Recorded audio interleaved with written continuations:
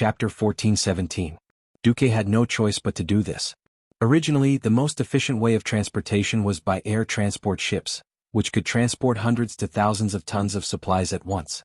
The problem was that the skies of the outland were simply monstrous. On January 2nd, a sudden elemental storm directly caused 4 transport ships to fall from a height of 500 meters, smashing into pieces. The 4 ships, including soldiers and civilians, lost a total of more than 1,200 people.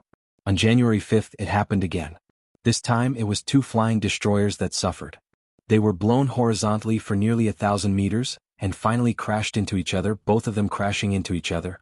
As a last resort, Duque ordered the flying fleet to lower their cruising altitude.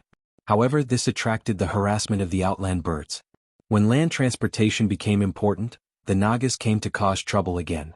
Duque had to discuss with the leaders of the alliance to deal with Vasht first.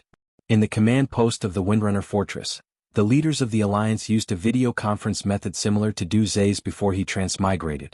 First, Wuxia reported the alliance's losses and resource consumption in the outland war. We have transported 32,000 tons of various supplies through the dark portal every month. Due to the transportation conditions, 30% of them are invested in Salma to support the newly captured Fel orcs. 45% are held back in Fort Glory due to transportation. Before Fort Glory the loss ratio was 5%. After leaving Fort Glory, this number immediately jumped to 26%. It was not a heavy loss, but the severe supply problem meant that the alliance could not further increase their troops, at least not far away from the Hellfire Peninsula. Vasht controlled Zenger Marsh, tightly choking the throat of the alliance. Then it was Brian who announced the failure of filling the Serpent Lake in frustration. Obviously, the water is Vasht's domain. No matter how many airships we send or how many tons of sand we throw in, she will roll up a whirlpool and discharge the sand from a certain place. Maybe it smashed into our ships, or maybe it was thrown to the edge of the westernmost road. Anyway, after 2 weeks of work, the water lines of the Snake Lake have not changed at all. And the diesel of our flying ships is starting to run out. Duque could not do anything about diesel. After killing Ragnaro's doppelganger, the Alliance found the largest oil field in the southern continent. They were the Burning Plains and the Scorching Canyon. Without the interference of the fire elementals, under the defense of the Iron Furnace Castle dwarves, the Scorching Canyon was the first to build a large number of oil wells. Crude oil less than 50 meters below the surface was easy to extract. However, due to technical issues, they could only produce 5,000 barrels of crude oil per day. Similarly, because of the poor refining technology, the success rate of the diesel was even worse. Unfortunately, the air pressure in the outer realm was low, and the steam engine was not very useful. As a result, every time the air fleet launched a large-scale attack, they would have to accumulate several days' worth of diesel. Boulang was helpless against William's repeated requests to clear a way out. This kind of bitterness was hard to describe with words. At this moment, William said, "I suggest that the Alliance organize a team of heroes to break into the Serpent Temple." I knew that this could very well be a trap set by the Burning Legion. I couldn't even rule out the possibility that Kil'jaeden's true body had arrived. But we only have 2 choices left. One is to take the risk and attack to get rid of the nail that is Vasht, the second is to retreat, close the door of darkness, and directly endure until the entire outland is completely destroyed. The conference room fell silent. The current situation was very different from the first generation of the Dark Portal. At that time, the Alliance still had kings who could not fight at all, such as Old Man Tarinas.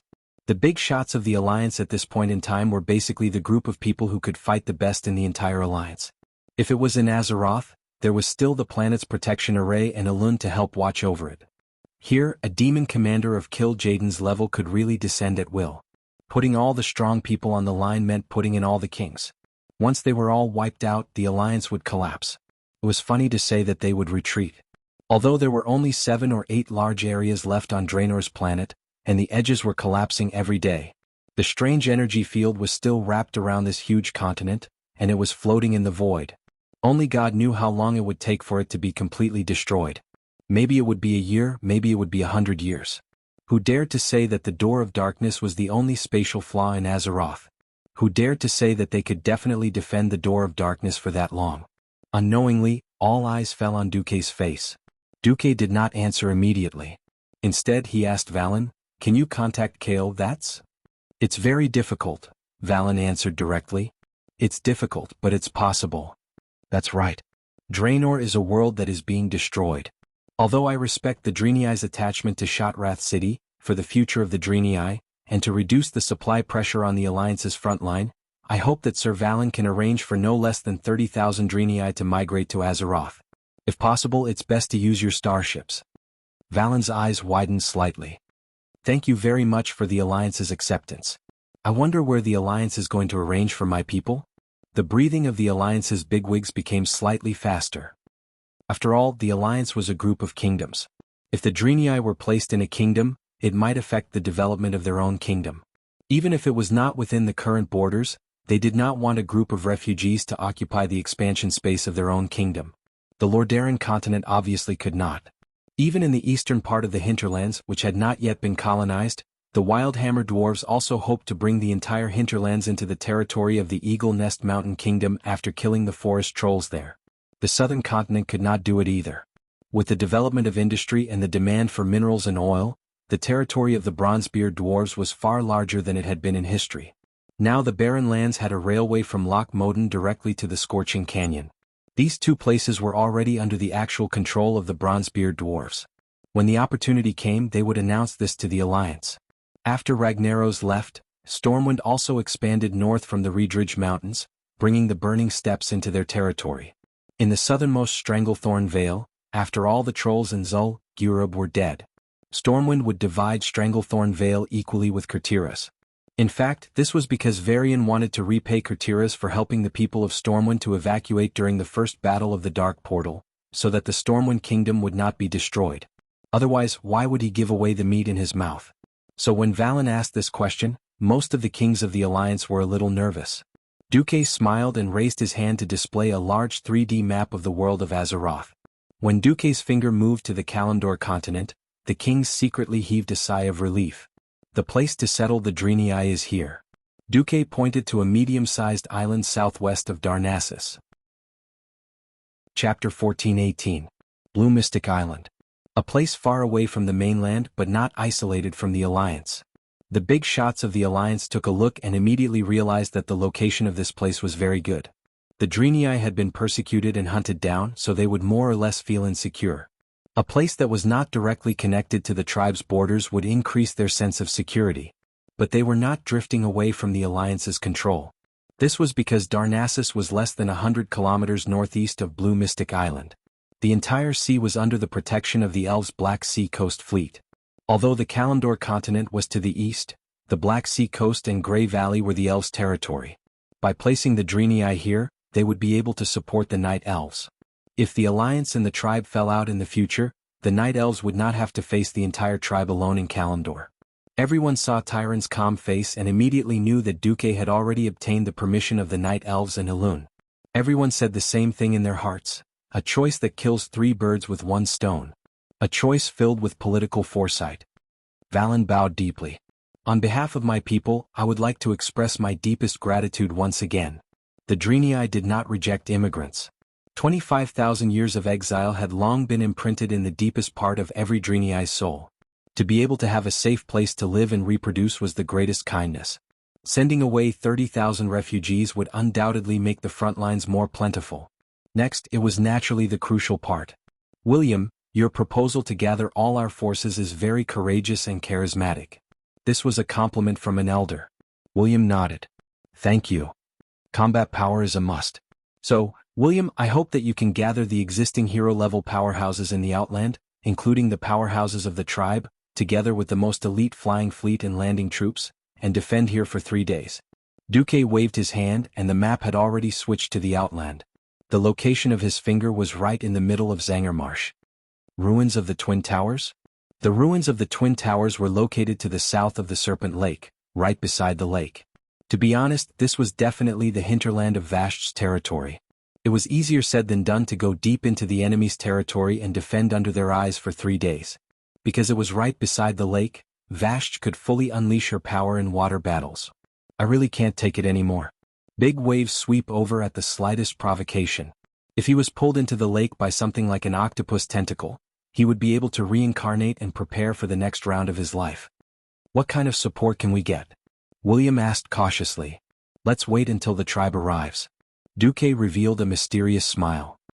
That afternoon, the leaders of the Alliance and the Horde held a conference. After Duque made this suggestion, Sal agreed without hesitation. Sal was a rational leader. Putting aside the interests of the race, he was also a person who valued friendship. Now, the hundreds of thousands of evil beastmen in Salma were relying on the Alliance's supplies, and their situation was improving.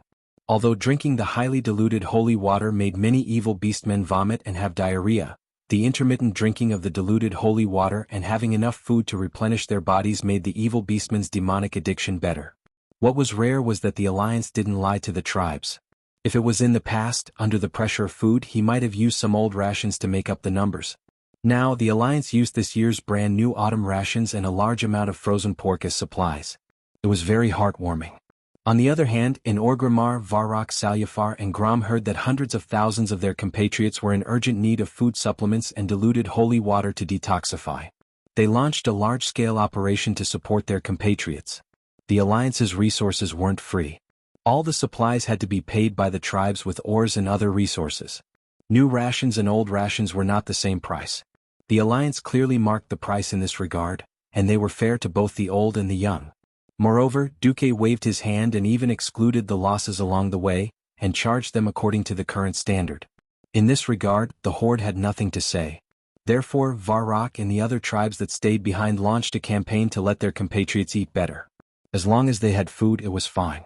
They took the initiative to propose that the Alliance's disaster relief supplies be replaced with old rations. One had to know that old rations were the Alliance's war rations. According to the technology of this era, if it was left in the barn for more than 5 years, it would definitely go moldy. Usually when the Alliance's food was about to rot, they would throw it to the pigs. Therefore, the price of old rations was only 1/10 of the new rations. In the magic message, when Sal saw his compatriots in Azeroth gnawing on black old rations and black bread, coupled with the few prey in Duroder and the barren lands as meat to fill their stomachs, a big man like Sal cried out. In this regard, Duque was also speechless for a long time. But the Alliance had been through a series of wars, and food had begun to run short. They really couldn't come up with so much new rations to help the Horde. Moreover, the previous insect disaster had almost wiped out the wild creatures of most of the Kalimdor continent. Sigh. Even so, Sal still owed the Alliance a favor. With the addition of the Horde's powerhouses, this time the Battle of the Twin Tower Ruins could gather about 20 heroes. More than enough to defend but not enough to attack. For Duque this was enough. On the 20th of January, year 24 of the Dark Portal, the movements of the Alliance army alarmed the entire Serpent Temple. What? The Alliance dares to build a base in front of our house? After hearing the news, Vashj didn't know whether to be angry or to laugh. When she brought half of her body out of the Serpent Lake with her men, she was stunned by the scene in front of her. The way the Alliance built a base was simply unheard of. First, the mages used a magic fog to cover their vision, and then a group of dwarven engineers secretly descended, using bulldozers to forcefully flatten the entire area around the Twin Tower ruins. Then, as 12 giant transport ships swayed and landed under the cover of other flying ships, a large number of Horde infantry, Alliance gunners and archers rushed out of the transport ships and set up a battle formation. Then, 6 smaller Auras showed their true colors as earth-drilling bugs, digging holes in the designated places. Entering here, exiting there. Once they finished digging, they immediately scrammed. A large number of dwarven craftsmen were in place, and then the other 12 transport ships actually hoisted a huge sentry tower that was more than 15 meters tall, inserting the sharp foundation into the hole that the smaller Auras had just dug. These sentry towers were all built in Fort Glory. They were reinforced concrete, and any one of them weighed more than 100 tons. Unreasonably, the dwarves directly used Deity's Descent to catch the sentry tower. Even if it was the Leaning Tower of Pisa, they would still hold it straight, using manpower to correct the deviation and finally pouring in cement. After pouring in the cement, Pharaoh ran over on the spot and directly used frost magic to cool it down. When the 12 sentry towers were set up, less than half an hour had passed. At this time, Vashj had just come out of the Serpent Temple. Chapter 14:19.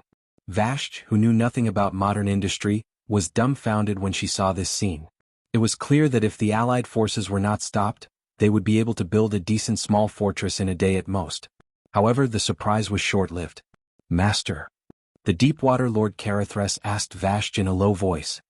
It doesn't matter. It doesn't matter? Vashj smiled seductively. What's the point of catching these mortals? Can they pose a real threat to the Serpent Shrine Temple?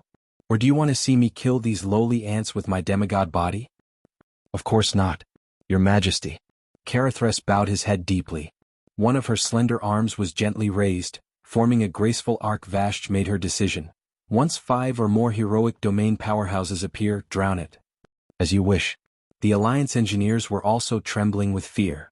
Hey, do you think those 6-armed long-tails will come out in full force?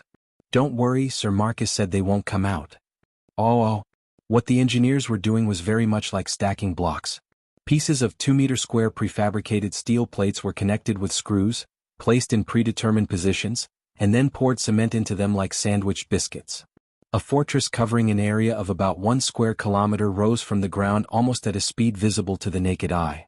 For a whole day, not a single Naga floated to the surface to openly peep at the fortress.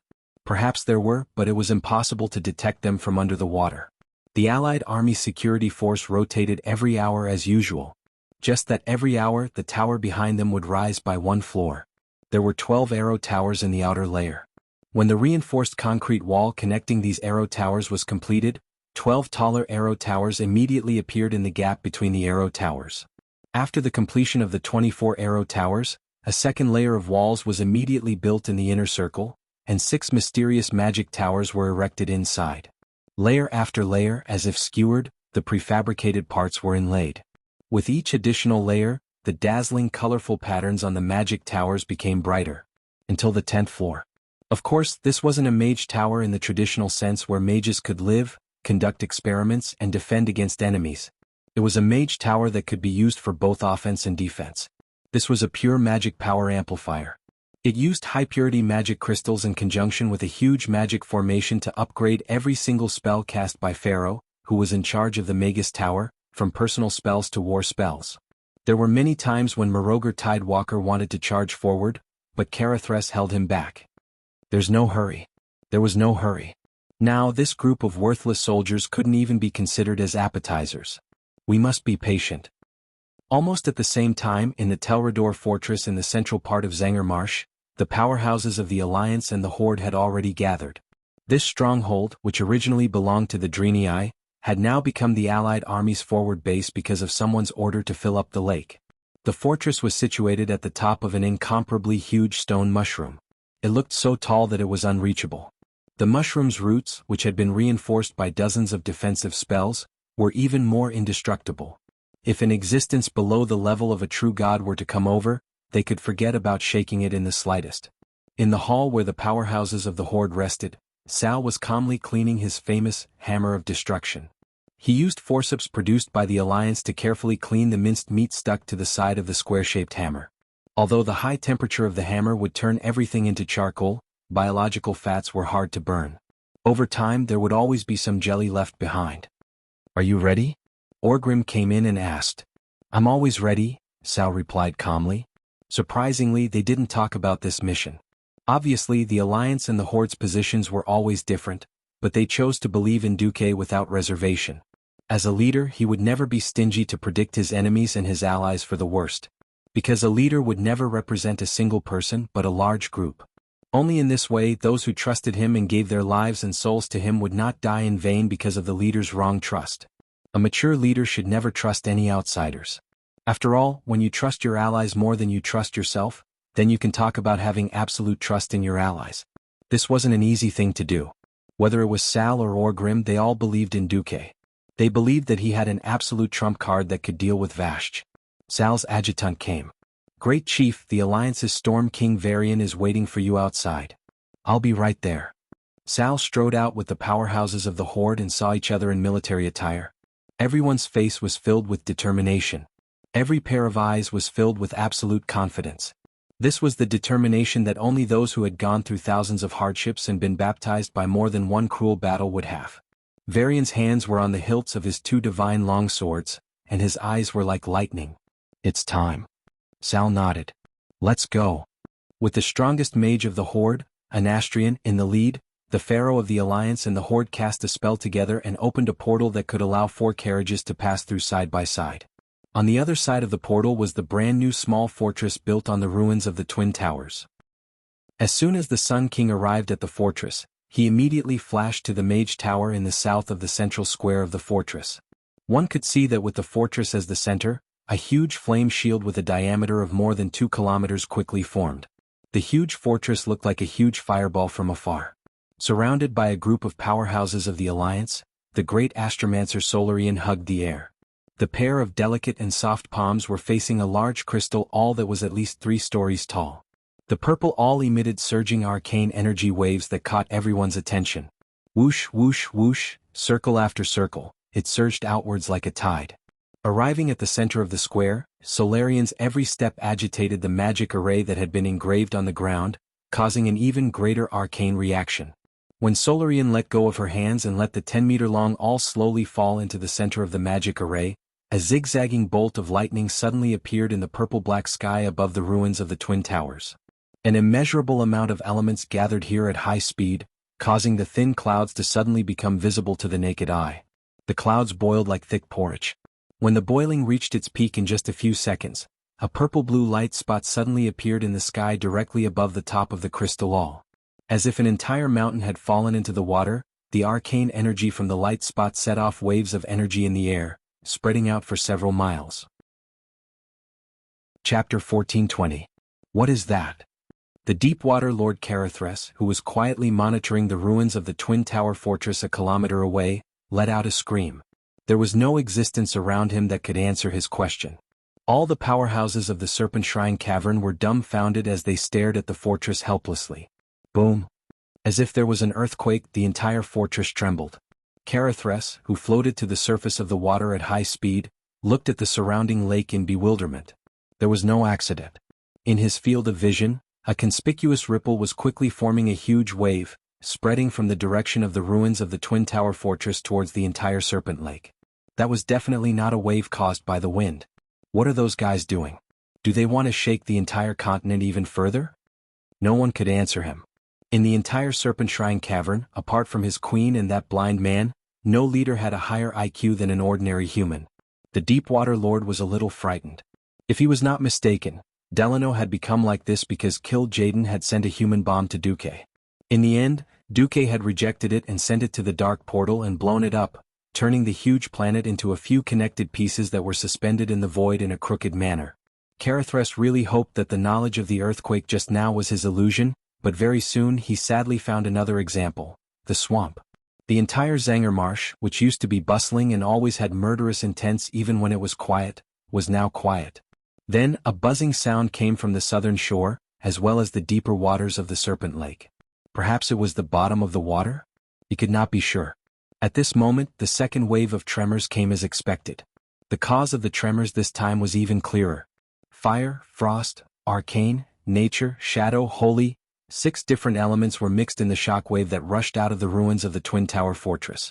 Every wave, every inch of ripple, had a high concentration of elements.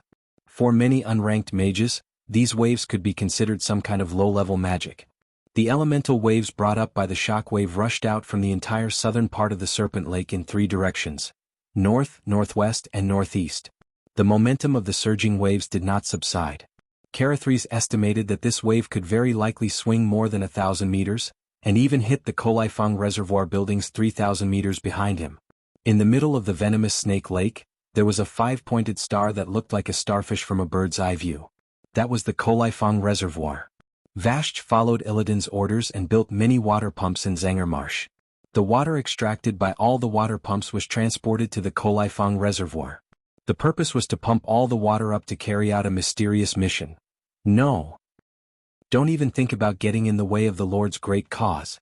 Carithres rushed to the surface of the water and roared. He waved the giant hammer in his hand, and an arrow of disaster hit the towering waves in front of him. The powerful shadow force violently shattered the waves, but even more elemental waves came from other directions. No, Carithres was horrified to find that in the face of this level of elemental wave, he could only protect himself. He couldn't help but yell, then turned around and looked at the horizon. Dozens of seconds later, the towering elemental wave was like a bulldozer's shovel, slamming into the Kolaifang Reservoir's water pump. Standing in the middle of the venomous Snake Lake, the dark yellow water pump that was 5 stories high was like a willow branch in the wind. It could only shake wildly, and in less than 3 to 5 seconds, It completely fell apart with a bang, turning into a pile of rubble with magic runes and starting to sink. No. It's the Serpent Shrine Temple down there.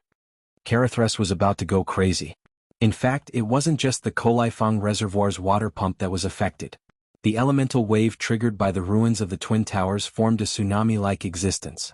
Stone mushrooms that were more than 10 stories high were collapsing and collapsing.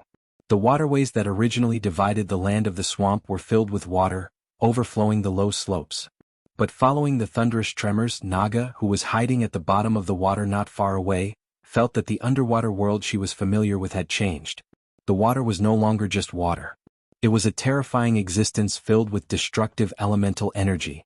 The small fishes and shrimps in the venomous snake lake, as long as they were within the range of the elemental wave, all died instantly. But the various water elemental creatures were greatly strengthened. Including the unstable Hydus, all the water elemental creatures of the Serpent Shrine Temple had become one size larger. This should have been a good thing. If the bosses of the Serpent Shrine Temple knew that this was the inadvertent leakage of elemental magic when the newly built magic net called in magic, then probably no one would be in a good mood. At this moment, only the truly strong could sense that the elemental laws of most of the venomous snake lake were deviating. They were fearfully leaving the control of the few natural laws of the outer realm, turning to yield to the mysterious power that was descending. No group of wandering elements could resist that unparalleled mysterious power.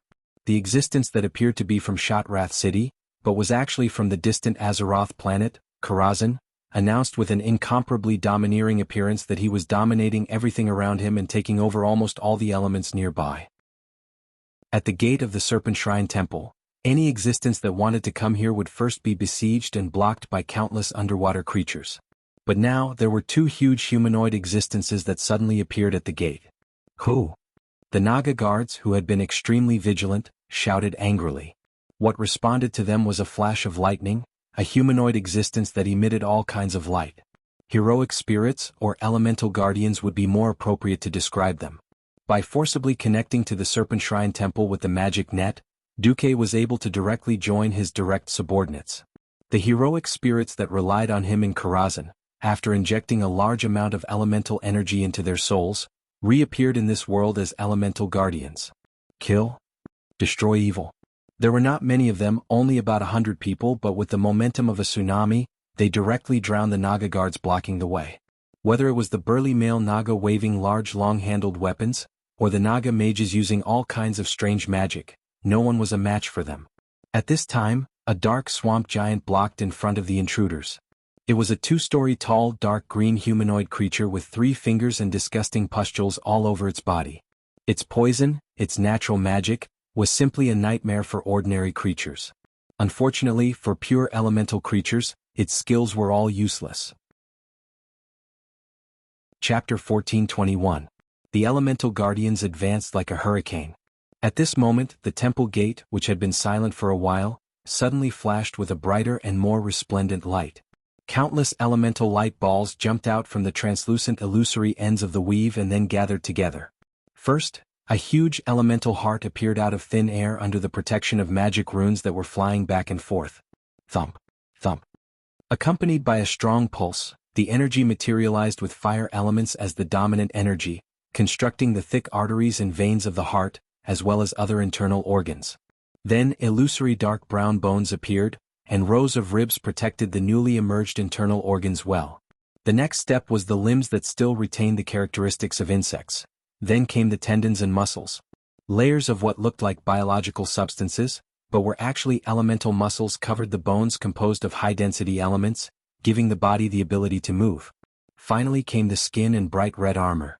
Everything seemed to be the perfect interpretation of 3D printing technology.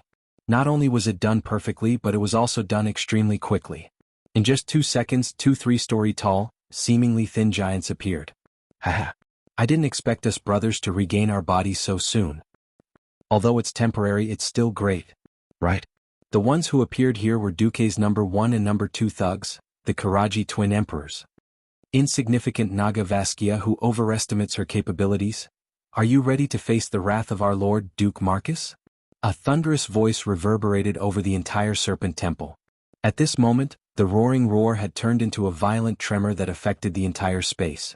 One must know that the bottom of the entire serpent temple was basically water, and only a large pile of wooden and metal buildings on the surface of the water could allow terrestrial creatures to pass through. If they fell into the water, they would attract countless piranhas at any time and devour the unlucky ones who fell into the water. But now, the declaration of the twin emperors directly caused the entire space to shake. It was not just the water beneath the temple. Every building, every pillar, and even every plank of wood seemed to be emitting a deep and ancient sound. They hummed again and again, turning into a unified sound, responding to the declaration of the two emperors. The water at the bottom of the serpent shrine was surging, because the deeper water was also rumbling and shaking, because countless Karaji worms were rushing out of the illusory weave. As soon as they came out, the elements materialized and became strange existences that seemed like real life. They responded to the emperor's call and performed a shocking feat: throw, whip, break, flow.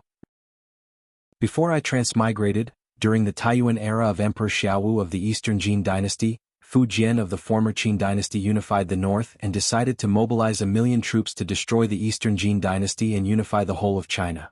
At that time, the emperor's most arrogant words were, "Now I have nearly 1,000,000 troops. Just throwing the horsewhip into the Yangtze River is enough to cut off the river flow. Why should I be afraid of natural hazards?"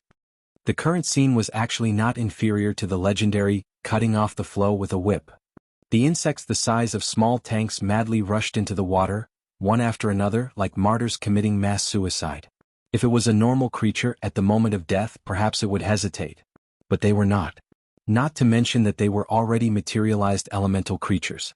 Even when they were alive, the spiritual connection between the insects and their nature of absolute obedience would drive them to complete their master's orders without hesitation, even if they were told to die.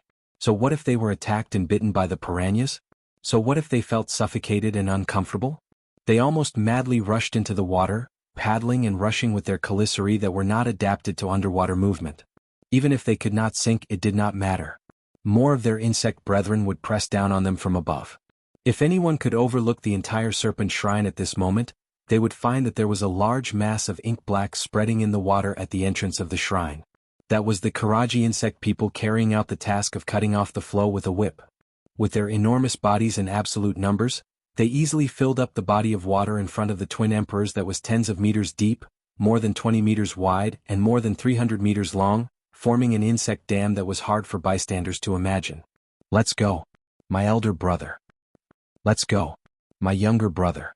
The two familiar faces under the visors seemed to be smiling. The twin emperors' thin and huge bodies took giant strides, as if they were mirror images of each other.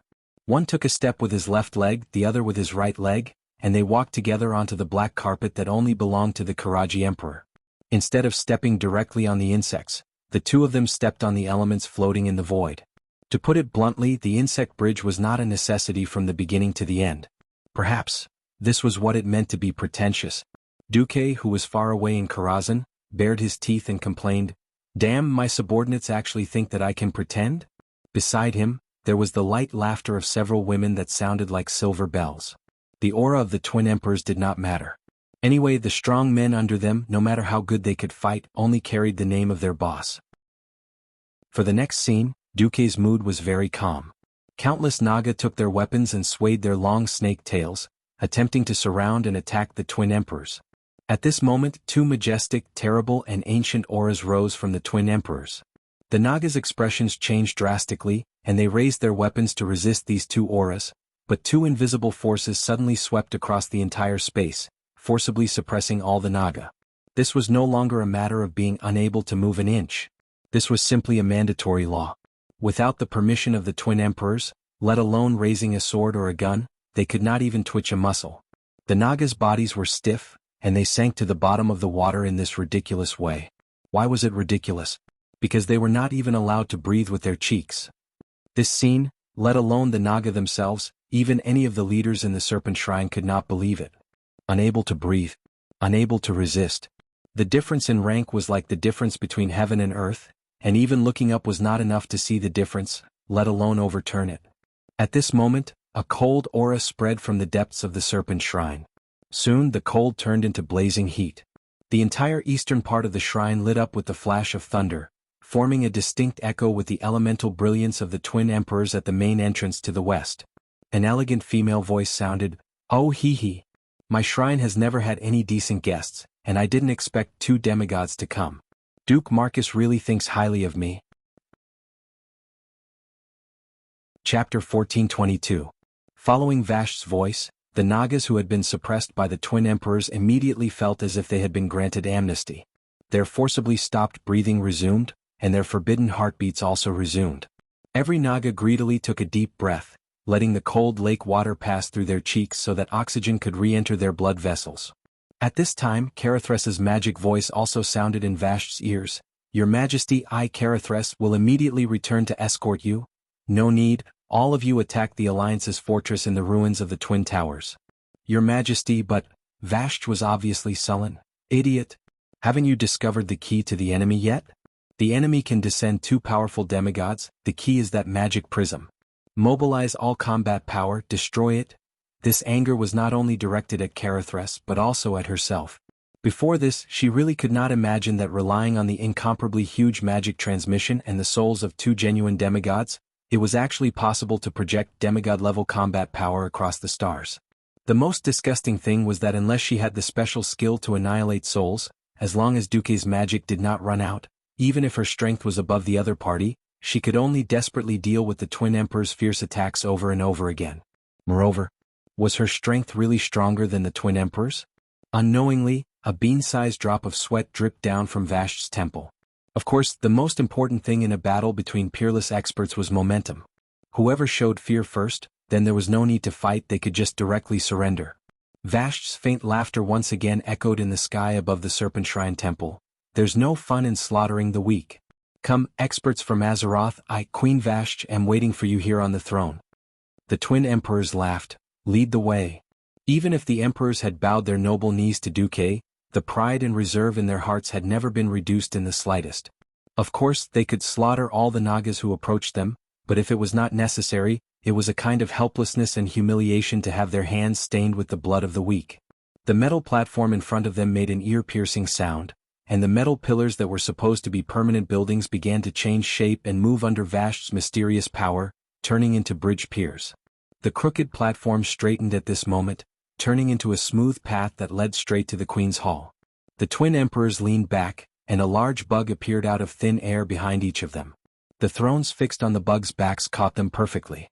The insect mount moved its scythe-like long black legs and quickly ran towards Vash's throne.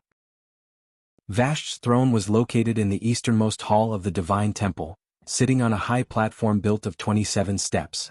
The entire platform was surrounded by a circle of green water. If a mortal came here, they would first have to face the endless stream of water elementals, Nagas, swamp striders and other powerful aquatic creatures in the green water. Only then would they be able to step onto the terrifying platform. Today the throne was quiet.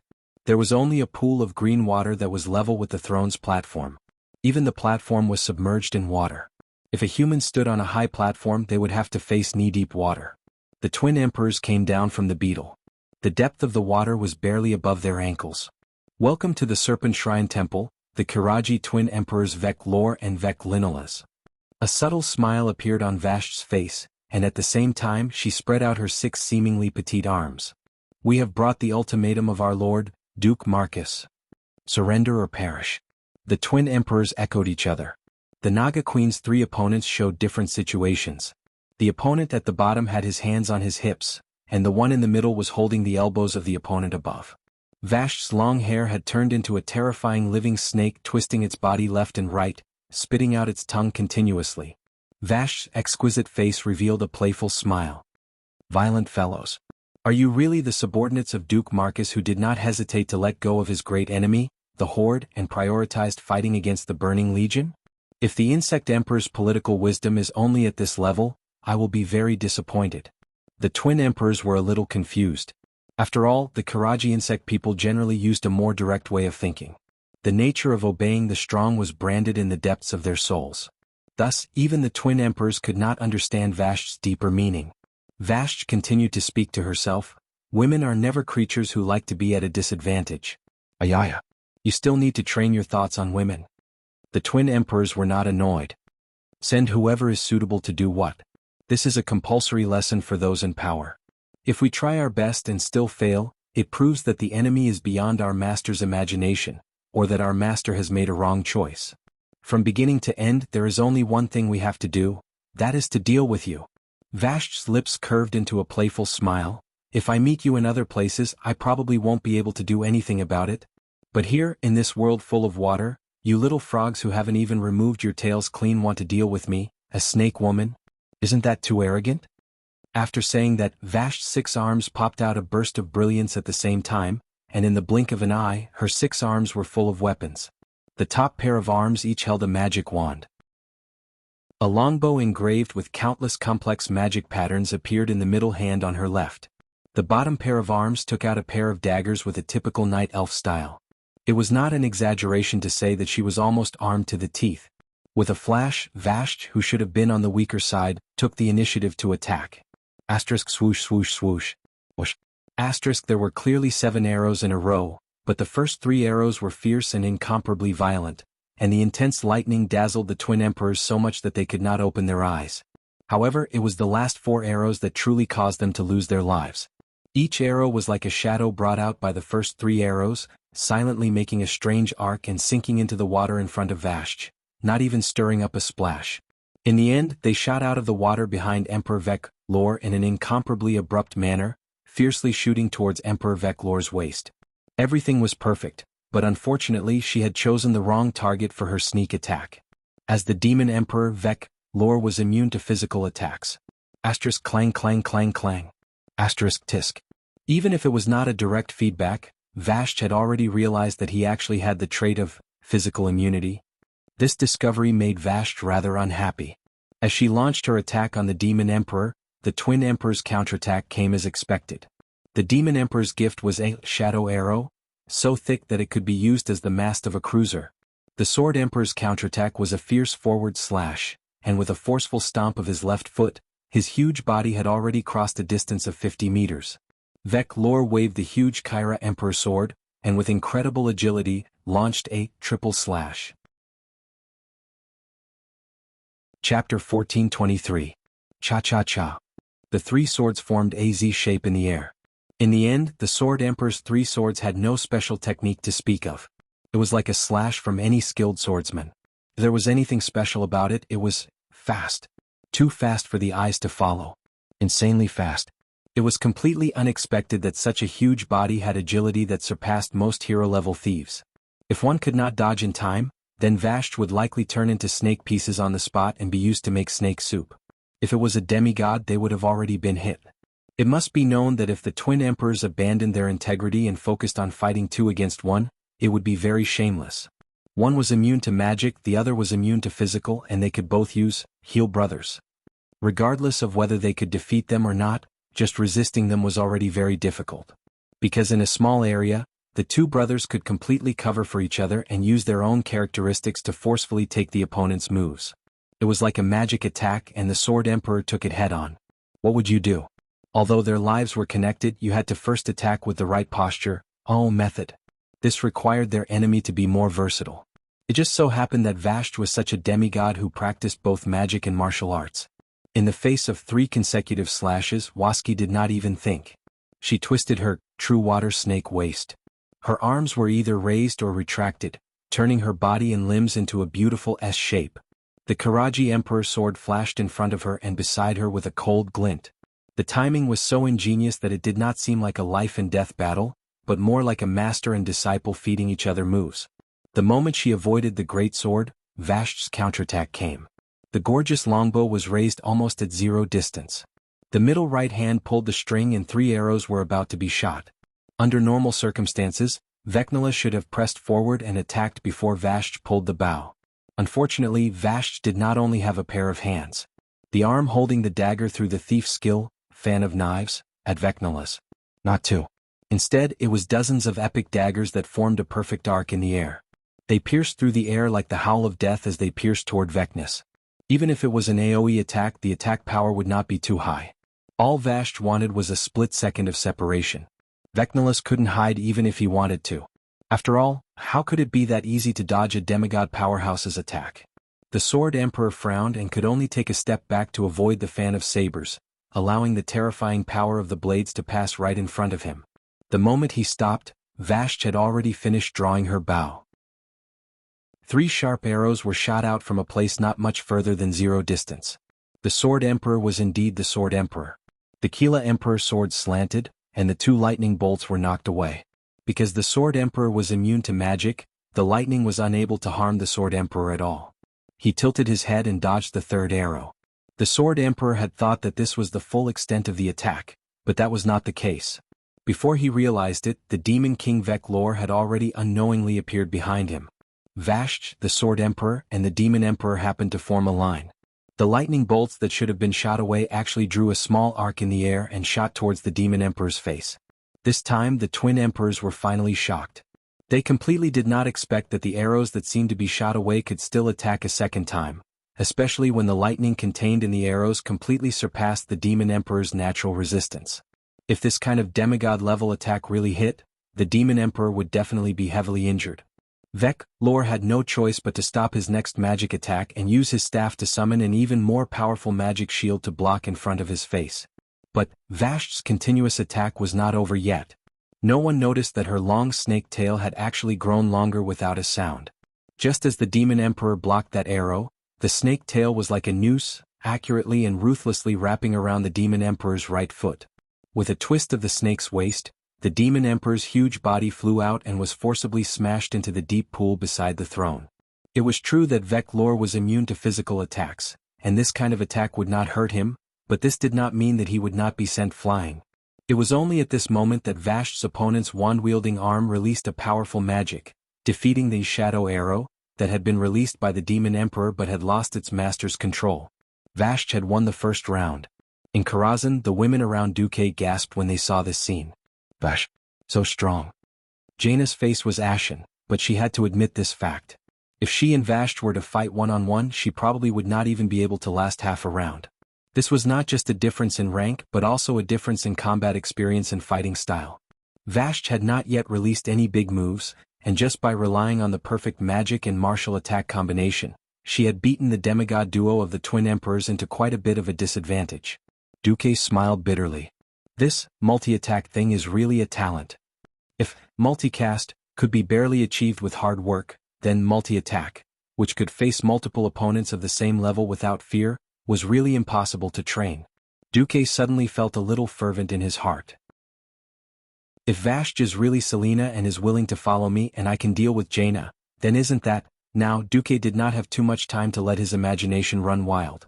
After all, he and Selena were not like Tyrant who had hooked up long ago. Even if they were fated, it was an ill-fated relationship from 10,000 years ago. Before continuing this relationship, it was better to do things according to the standards of both sides. In the magic mirror, the second round had already begun. The Demon Emperor, who had been thrown far away, was just about to climb out of the water when he encountered a few unexpected small troubles. Originally, Vashj would summon a few swamp striders on the throne platform. These things had bodies that looked extremely like jellyfish, with flying saucer-shaped bodies and long legs like long tentacles. Unexpectedly, because no one attacked the other few core areas of the Kolaifang Reservoir, Vashj caught the leaders of the few core areas of the reservoir as able-bodied men. The Black Strider was a leader of the Striders with strange abilities. It used its superpower to directly lift the Demon Emperor Veclor who had jumped out of the water. This levitation was very similar to the priest's levitation, but it had characteristics that transcended magic. Veclor could cast spells and attack, but he could not control his body to float high off the ground, to a height of more than 200 meters, and almost hit the ceiling of the Serpentine Cavern. Chapter 1424. The lightning arrows of the Black Strider and the various spells of the Nephilim Emperor clashed in the air like a fireworks battle. Neither side caused any damage to the other, but bought time for Vashj. On the other side, Vashj was actually suppressing the Sword Emperor. It had to be said that having more arms was a bunker. As soon as she saw the Demon Emperor being forced away, Vashj quickly replaced the weapons in her arms with 2 long swords, and directly pressed forward to force the Sword Emperor into close combat. If it was an ordinary battle, the Sword Emperor dared to say that he wouldn't lose to any opponent of the same level. The point was that Vashj's multiple attacks were too disgusting. 6 arms and a long tail that appeared and disappeared mysteriously was fine, but even her hair was an incomparably sharp weapon. 70 or 80 snake hairs meant 70 or 80 deadly venomous snakes. If it was just a simple venomous snake, the Sword Emperor wouldn't be afraid at all, because he was no longer an ordinary creature, but an elemental creature through and through. As it happened, these venomous snakes had been adjusted by Vashj.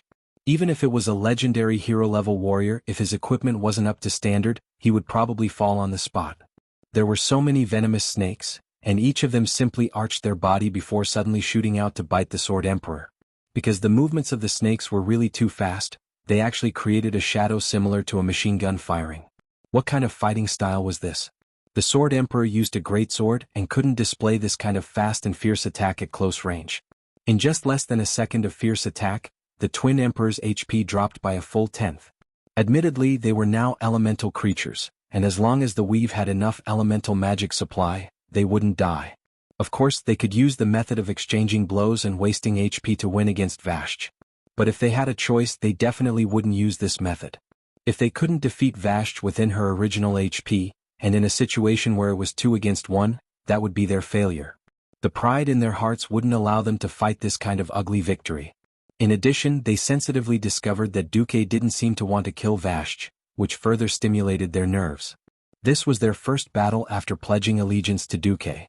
If they couldn't win beautifully, even if it wasn't Vashj, other demigods would join in the future.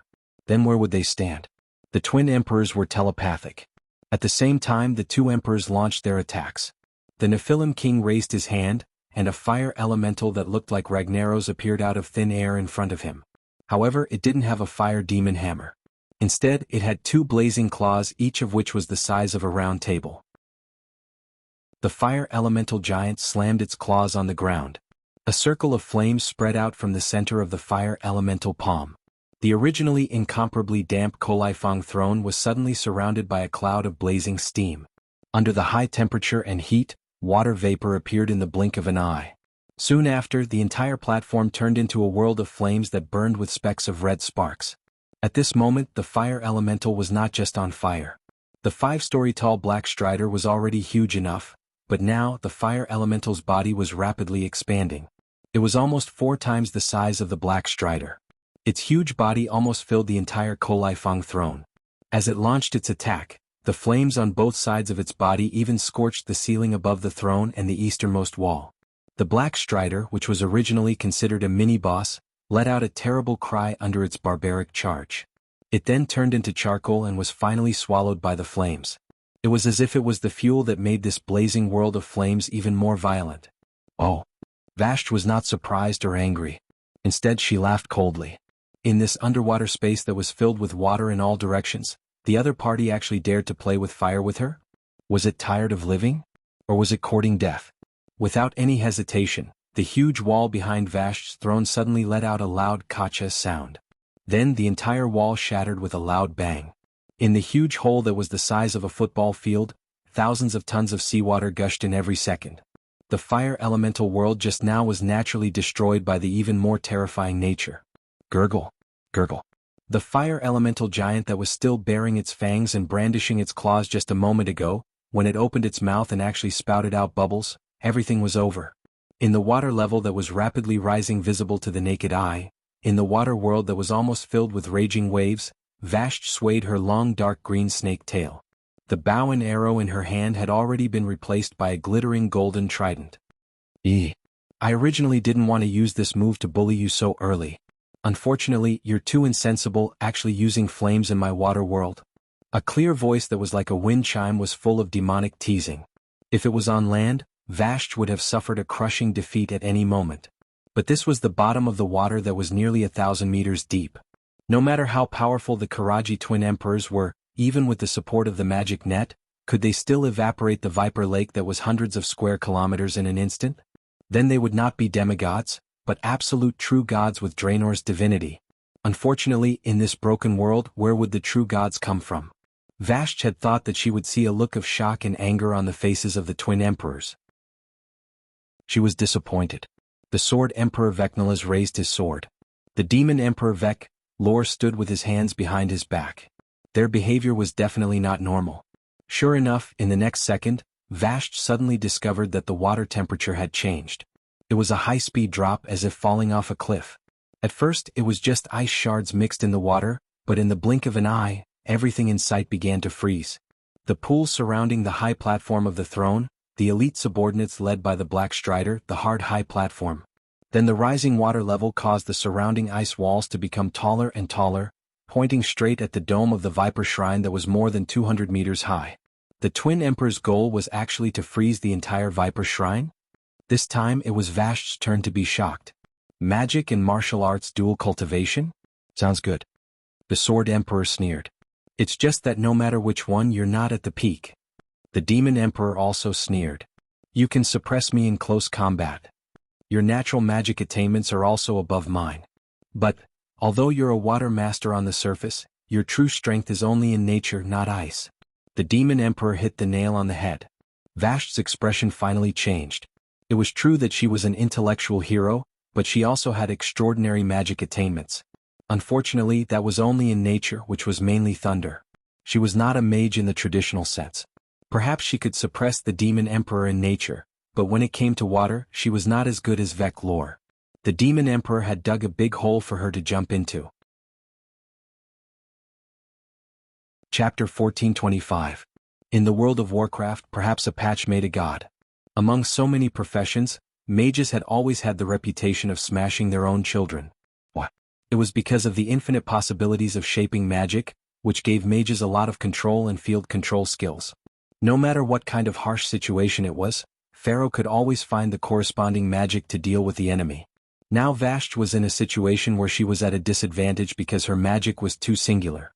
In terms of one-on-one battles, since 10,000 years ago, Vashj, who had become a Naga, had always been in intrigue or various battles. It was impossible to know when she began to abandon Queen Azhara to go solo. It could only be inferred from the results that the blood and sweat that Vashj had paid to become the Naga whose power was second only to Queen Azhara's was absolutely unimaginable.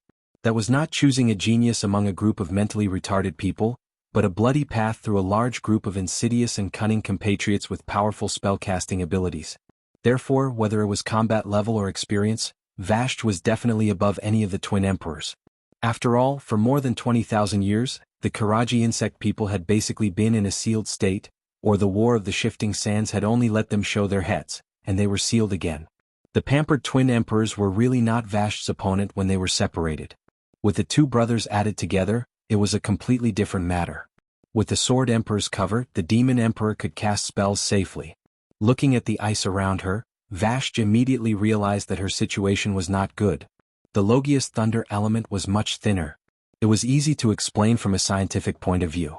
Any water with impurities was a good conductor because there were a large number of freely moving trace ions in the water. It was these ions of a certain concentration that under a certain voltage, usually very small, the positive and negative ions in the water would move in a certain direction, so the electric current would be generated. When the voltage was not high or normal, if there were no other impurities in the ice or it had not been polluted, generally speaking, it could be understood that ice did not conduct electricity. But if the ice had been polluted or encountered a very strong high voltage, it could still conduct electricity. The insulator that people usually talked about was relative. Even insulating plastic, when it encountered an extremely high voltage, would still conduct electricity. Now Vashj was in such a situation. If she forced herself to use thunder, it was not impossible, but the power would drop a lot, and the consumption of magic power would increase exponentially. However, she had no other choice. If she allowed the Demon Emperor to continue freezing the entire Serpent Temple, no, even just the coiled Fang throne, then her doomsday would come. Ice was solid. With such an abundant water source, the Demon King could freely use ice to restrict her movement space. For Vashj, who relied on agility and intelligence, this was another form of suppression. That would drive her to death. Suddenly, Vashj raised her 6 arms high, all 6 palms facing upwards at the same time. In the thick and solid layer of ice that was like glass, the dazzling lightning that came from afar was refracted. After a full second, a series of continuous muffled thunder came faintly from the distance. Cracking sounds came from the huge layer of ice. Without a doubt, the layer of ice created by the Nephilim Emperor's surging mana was shattering like glass, and then collapsing from the outside. The sound was so loud that the people in Karazhan, who were watching the scene through the magic mirror, could not help but be speechless. At the scene, the sound of the layer of ice peeling off was almost deafening. In their field of vision, incomparably dazzling bolts of lightning were like invisible giant warhammers, fiercely smashing onto the surface of the ice. Crash. The sound of glass shattering was quickly swallowed up by the surging lake water. Mixed with ice shards, the lake water rushed towards the throne platform with an unstoppable momentum. Veclor's brows were tightly knitted together. He put his hands together, and the surrounding space suddenly burst with a bright brilliance. That was the expansion of the frost elemental domain again, with the last step below the platform as the boundary, attempting to use a smaller range but higher concentration of frost elemental domain to separate the fighting platform and the serpent temple into different elemental worlds. It won't be that easy. Vashj endured the Sword Emperor's sword slash on her tail, sent the Sword Emperor flying, and fiercely pounced towards the Demon Emperor. She did not know that the two brothers had the ultimate skill, Gemini teleportation. With a flash she would have to face the Sword Emperor's obstruction again. Unknowingly she and the Twin Emperors had entered a stalemate. She knew very well that if this continued she would be the one to lose. Vashj could not help but let out a scream. This howl traveled far and wide. At this moment, in the ruins of the Twin Tower stronghold, the allies who were fighting fiercely suddenly discovered that the enemy's offensive had suddenly become fiercer. Countless Naga seemed to have entered a berserk state, madly attacking. What's wrong with these guys all of a sudden? Brawl Bearskin, who had turned into a war bear, slapped a male Naga down with a bare paw on the wall of the stronghold. The guy's stomach was broken and his intestines were all over the ground, but he still propped himself up like crazy, continuing to climb up from the corpses of his compatriots and killing his way into the stronghold. That's right, outside the temporarily built stronghold, there was already a mountain of corpses and a sea of blood. Countless Murloc's corpses were piled on the beach by the water, all the way to the edge of the nearly 10-meter-high wall. Even with this slope, the Naga's side still could not directly attack, because the entire mountain of corpses was surrounded by the flames created by the flamethrowers. Before the flammable liquid burned out, don't expect this volcano to be extinguished. Generally speaking, this was true. But above the regular combat power, there were still hero-level powerhouses and leader-level monsters. The powerful combat power that Vashj had sent away were actually all on the Twin Tower stronghold. Yusler, a huge strange fish with a face similar to that of a male Naga, was the hidden boss of the Serpent Shrine Cavern. It itself was not too strong, but its water arrow and fountain special skills had become the magic weapons to suppress the Alliance's flamethrowers. Under its powerful spray of water, the flames that obviously would not be extinguished by water were washed away by the powerful flow of water along with the oil. Although it could not leave the deep water area with its strong support, the Serpent Shrine Cavern as well as several area bosses under Vashj's command, were able to kill their way over and attack the stronghold's defensive line. The Slave Pen, the Steam Cellar, and the Dark Swamp, the small bosses of these three areas, under the leadership of several powerhouses of the Serpent Shrine Cavern, fought against the heroes of the Alliance and the Horde. Hold on. Zal roared. He had just sent Warlord Calathares flying with a hammer, and was almost tricked by the Water Master Surthbaya. Chapter 1426. 15 years after the Dark Portal, Illidan lost to Arthas in Northrend and was forced to retreat to Draenor in the Outland. Illidan had been painstakingly managing his territory in the Outland. In 8 years, Vashj had firmly controlled Zangarmarsh. There was a saying that whoever controlled the water source would be invincible in the impasse. Vashj used the black technology from Draenei to create a large number of water pumps to extract water from the entire Outland. She also gathered a large number of elite water warriors. In the beginning, there were some tribal powerhouses who felt that gathering all the powerhouses of the Alliance and the tribes in the Outland to defend to the death was making a mountain out of a molehill. When all the powerhouses under Vashj came out, the Alliance army realized that they were lucky to be able to take advantage of the opponent's contempt and build a small fortress on the shore early. Apart from giant monsters like Yusler that could only stay in the deep water, there were also the three-headed snake Garzian from the Dark Swamp, the swamp giant Hogrifin, the mechanic Stylig, and so on. The biggest characteristic of these guys was their huge bodies. If any one of them were to fight with the heroes of the Alliance army, as long as the heroes were given enough time, they would definitely be exhausted to death. That was the problem, they appeared together. Just like a tank charge, if a tank came alone, everyone had 100 ways to deal with it. The easiest way was to go around and launch a fatal attack at the blind spot of the opponent's line of sight. A tank charge was really unstoppable and there was no way to escape. Without this fortress to rely on, the Alliance army was very likely to be defeated by the terrifying attack of a group of giant monster leaders. Then they would be chased all over the swamp and killed one by one like ducks being chased. However, with an extremely strong city wall, it was another matter.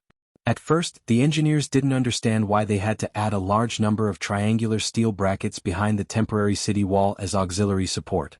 When the Naga ordered the Murlocs to fill the slope with corpses and pave the passage, everyone understood. Never underestimate the enemy's strength and madness. After the first layer of the city wall was breached, the almost completely sealed arrow tower that was specially not connected to the entrance of the city wall was still pouring spears and cannons out. The special design of the fortress could withstand the bombardment of cannons and heavy weapons very well. It could even allow the cannons in the second layer of the defense tower to directly bombard it without any hesitation. Anyway, the ones who died would definitely be the enemies. The empty space between the first and second layer of the fortress walls had turned into a horrifying slaughterhouse. Vash's subordinates wouldn't have thought that after the Alliance reached the city wall, they would still have the time to use excavators to perform Azure Flight's ultimate skill. In such a short period of time, they dug 36 large holes with a depth of more than 20 meters around the inner city wall, waiting for the giant monsters on Vash's side to fall in. It was filled with abandoned steel bars that looked like barbs.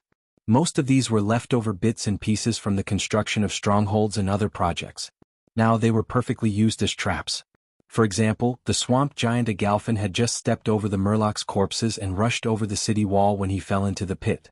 Between each pit was a 2-meter-wide path for the Allied army to retreat. This width was enough for the Tauren, but for the swamp giant boss whose foot was more than 2 meters in diameter, it was worse than walking on a tightrope. Hagerfin fell to the ground in a sorry state, and was impaled by dozens of protruding steel bars. Roar! The giant, who was more than 5 stories tall, let out a mournful howl. Even though it was very painful, it wasn't a fatal injury for a swamp giant with strong vitality. At this moment, William leaped up high and raised his 2 increasingly famous artifact swords, Sharatol, Shadow Ripper, and Aramine, Shadow Plunderer. The 2 swords stabbed at Agalfin's throat at the same time. One red and one blue, 2 bright rays of light extended from the arc-shaped swords in his hands. In an instant, the swamp giant's throat was completely penetrated, and it went straight through to its brain. The swamp giant wasn't a low-intelligence creature like the slime monsters. With its brain destroyed, it couldn't have been more dead on the spot. Not every hero had William's attack power. Without 2 artifact longswords to pave the way, it was hard to say who would be the one getting killed instead. On the other side, Fandral Staghelm was very unlucky to encounter the 3-headed snake, Garzian. This super monster, whose lower body was like a lizard, swept its huge tail, and it smashed into Fandral like a battering ram. The violent impact sent him flying like a flying ball, and he crashed into the outer steel wall of the fortress. If he hadn't been able to transform back into his human form from his giant bear form, he would have been slapped into the wall so hard that he wouldn't even be able to dig him out. While Fandral was attracting Garzian's attention, Lilith's Windrunner struck a pose that looked like a golden rooster standing on one leg. She pulled the bowstring tightly with both hands and used her long legs, which were second only to her sister's, to pull out a 2-meter-long bow that looked like an English longbow. Naturally, she wouldn't use ordinary arrows to pull out such a long bow. Those were the crossbow bolts that had almost been eliminated by time. Everyone realized that it was true that high-explosive bullets were used to attack small monsters. Armor-piercing bullets were fine against ordinary elite monsters, but the leaders that came out of the Kolaifang Reservoir all had a layer of water elemental armor, and the power of explosive weapons was greatly reduced.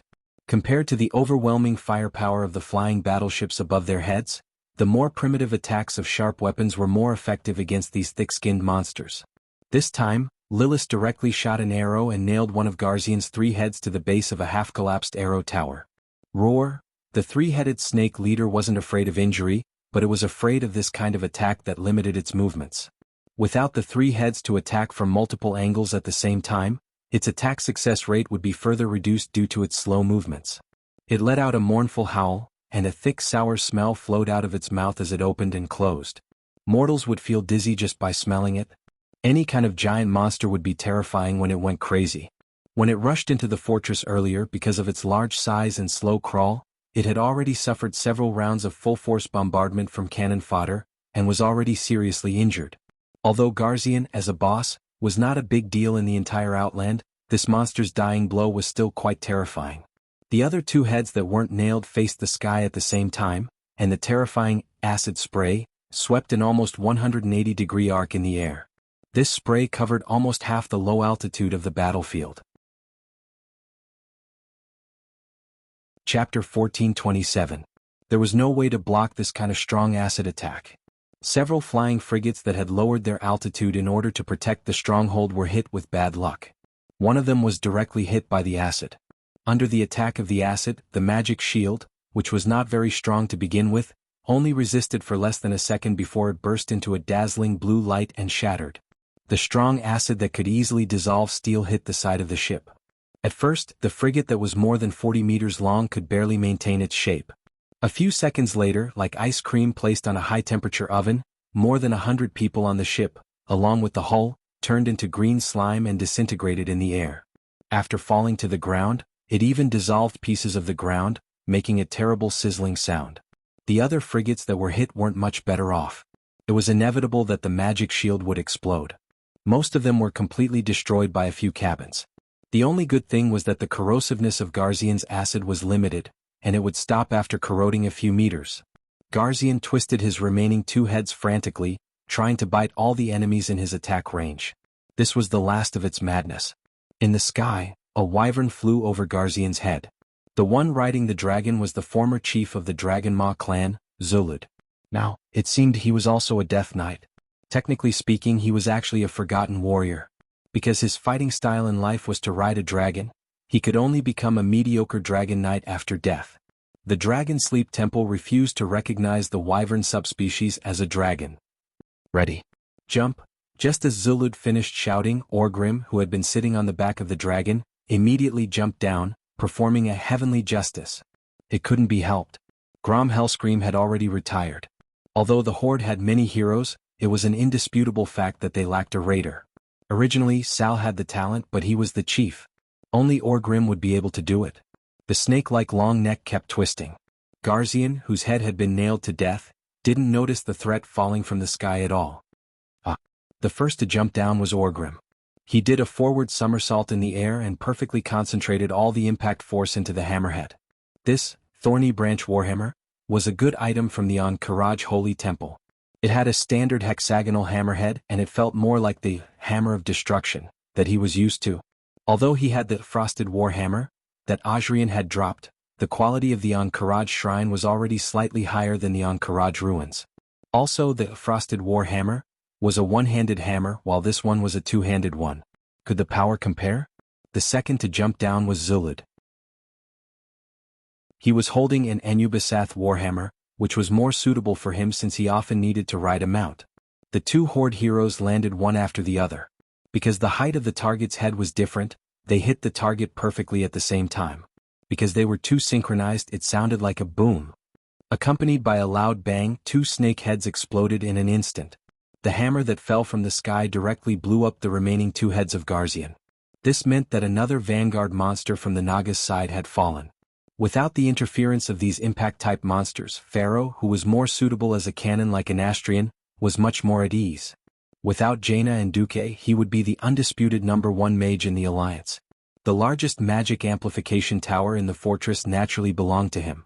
A series of incantations sounded, and the entire magic tower shone with a strange light. The elf-style arc-pattern magic arrays on it became brighter one by one. At the highest level, a magic array expanded beyond the area of the tower itself and spread into the void. Then, as this magic array expanded, 3 smaller magic arrays formed a triangle and expanded one by one beside this magic array. Then 12 huge fireballs appeared in the air one by one. These 12 fireballs formed a standard circle outside the magic tower, like the 12 o'clock positions on a clock. Then there was a continuous frenzied attack as if it was the wrath of heaven. Every second, hundreds of fireballs the size of millstones split from the 12 huge fireballs and exploded toward the Naga troops who were attacking the fortress. Unlike the crude and biased bombardment of the flying fleet, the Sun King's fireballs were more accurate. Like a sniper rifle, they accurately smashed into the head of every Naga. The performance of the heroes on the Alliance's side was so outstanding that those who were not sober might really think that the Alliance had the upper hand. That was wrong. The ruins of the Twin Towers were located in the center of the swamp. It was not an exaggeration to say that this was the hinterland of Vashth's lair. The Alliance played airborne and defensive attacks. It would be great if they could invest 2,000 troops at most. However, Vashj could easily catch tens of thousands of murlocs here as cannon fodder, and over 10,000 Naga could drown this small fortress. What's more, this time the Naga's flying snake army no longer held back. The overwhelming flying snakes could be said to be a comprehensive three-dimensional attack. The unique bang-bang sound of the 40mm octuple bang cannon had not stopped since the beginning of the battle. Even though they knew that the continuous firing would easily break, no one dared to stop. There were too many flying snakes. It was different from the single charge from west to east. Under the command of the leader, some of them climbed to a height of 500 meters outside the range of the anti-aircraft cannons and then dived down. Some used the clouds as cover and moved in a snake shape to attack. Some used the huge mushrooms unique to the swamp as cover and took a detour to attack.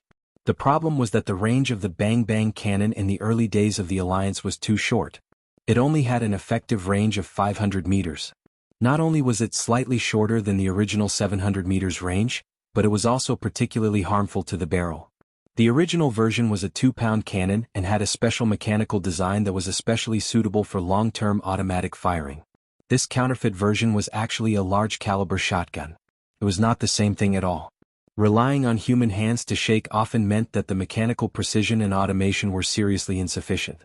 Some of the Bang Bang cannons would explode on their own without the enemy attacking them after firing for a long time. Of course, the dwarves were also ruthless people. They knew that it was very likely that they would explode. The dwarf gunners sitting on the gun seats in the middle of the 4 barrels on the left and right wore 2 sets of armor and continued to fire. A set of leather armor inside and a set of plate armor outside. As for what would happen when the barrel exploded, it would depend on luck. Even though the anti-aircraft cannons were firing so desperately, many airships were still hit by the high-density attack of the flying snakes. At this moment, a destroyer had a gap in the tight air defense net because 2 anti-aircraft cannons had accidentally exploded. The flying snakes swarmed forward. Even in just 5 seconds, the other cannons had already filled the gap. But it was too late. Chapter 1428. The unusually nimble flying snakes had already rushed to the deck. The flying snakes, who had already received the order, retracted their long wings and began to destroy the destroyer's propellers without a care. Unlike the thick deck, the propellers were still a fragile existence even with protective grills. A flying snake that had already been hit by multiple cannons chose to perish together with the enemy. Its entire body crashed into the propellers and blood and flesh splattered everywhere. However, the snake's unique toughness also wrapped around the propellers, and the high-speed rotation of the propellers stopped. In the blink of an eye, the entire destroyer lost its balance and kept tumbling, falling from mid-air into the distant hills. Most of the soldiers who were flung out of the destroyer did not meet the happy end of falling to their deaths. Before they could fall to the ground, they had already been intercepted and killed by the flying snakes in mid-air. Under the sharp mouths of the snakes, only broken limbs and flesh could fall to the ground. On the other side, after a few seconds, a bright ball of fire rose in the direction where the spaceship had fallen. Shrink the formation. Bulang nervously commanded on the Black Pearl. He had to constantly adjust the position of each battleship on the 3D map according to the situation of the battleships. The situation was still not optimistic. In the sky were countless flying snakes, and on the ground was a surging sea race army.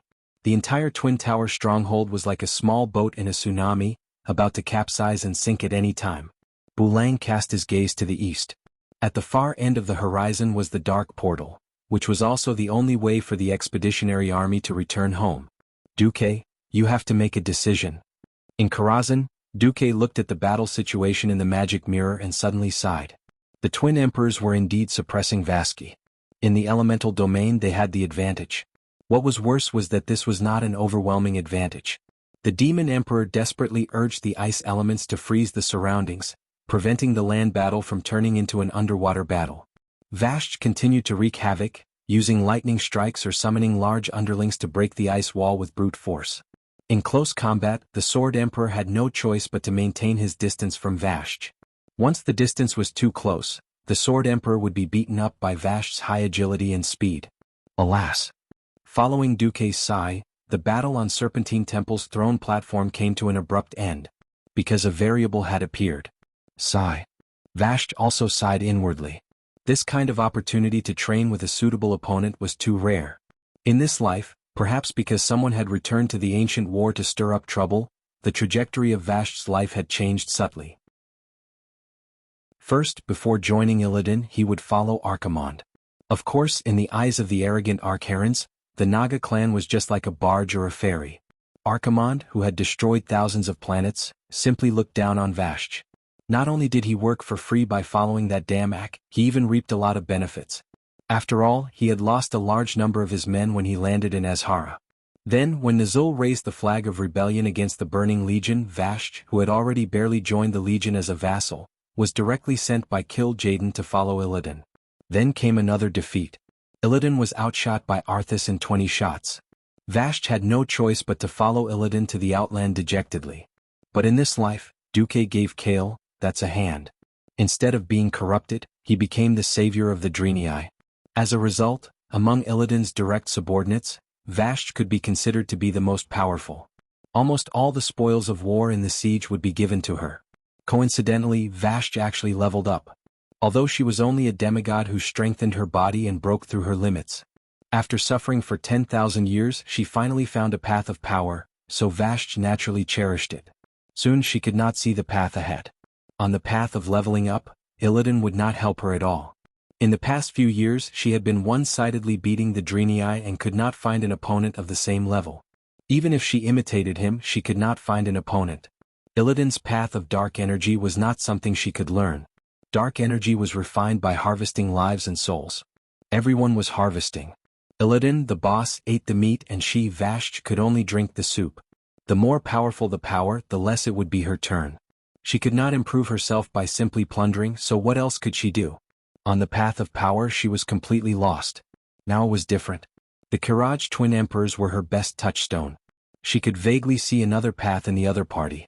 This path had absolutely nothing to do with their previous master, Si Thun. During the fight, she could only feel that she had to cooperate with something and form a resonance with it. Only by absorbing that thing could she make a stronger power take root in her body. It was a very mysterious feeling. Originally, Vash wanted to experience more in the battle. Unfortunately, at this moment, the twin emperors suddenly retreated and stopped without warning. Vash had to interrupt her journey of enlightenment and focus on dealing with the upcoming battle that could start again at any time.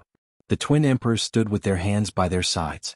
Vash looked up at them, knowing that this pair of brother emperors represented the will of the weave demigod Duke Marcus, and that demigod had obviously been watching everything that was happening here from somewhere. They stopped and did not speak, which meant the main character had appeared. Sure enough, after a moment, the illusory elemental radiance extended out from the weave. When the bright light condensed together and formed a human figure in mid-air, a calm voice descended on the high platform of the Kolaifang throne. Vash suddenly had a sense of trance. She seemed to have heard the voice that lingered in the minds of every ancient Naga like a ghost. It was a terrifying voice that was absolutely unforgettable, a voice that ended the dream of the High Elves' power, and even dealt a heavy blow to the invincible god Sargeras in their hearts. "Have we met before?" It was a very comical and funny sentence. If it had been before someone transmigrated, this would have been a terrible pickup line. But Vash did not underestimate this sentence or the person who said it. Looking at Mark Dooku's face, she put away the weapons in each of her hands into her storage space bag. Her 6 hands crossed at the same time and she bowed deeply. No Naga who has experienced the ancient war will forget your face, your voice, and your power waves. The great demon Terminator, the destroyer of the void, the former high-level void lord of the infernal realm. Lord Mark Dooku. Suddenly being flattered, Duque was a little embarrassed, but he still asked directly, "Do you know a maid called Serenia Eubateria?" Chapter 1429. Duque had never imagined that he could see such a wonderful and complicated expression on the face of a female antagonist. At first, it might have been a pleasant surprise. He could clearly see Vash's pupils contract instantly, and the sound of her inhaling could be clearly heard from 10 meters away. But it was followed by trembling.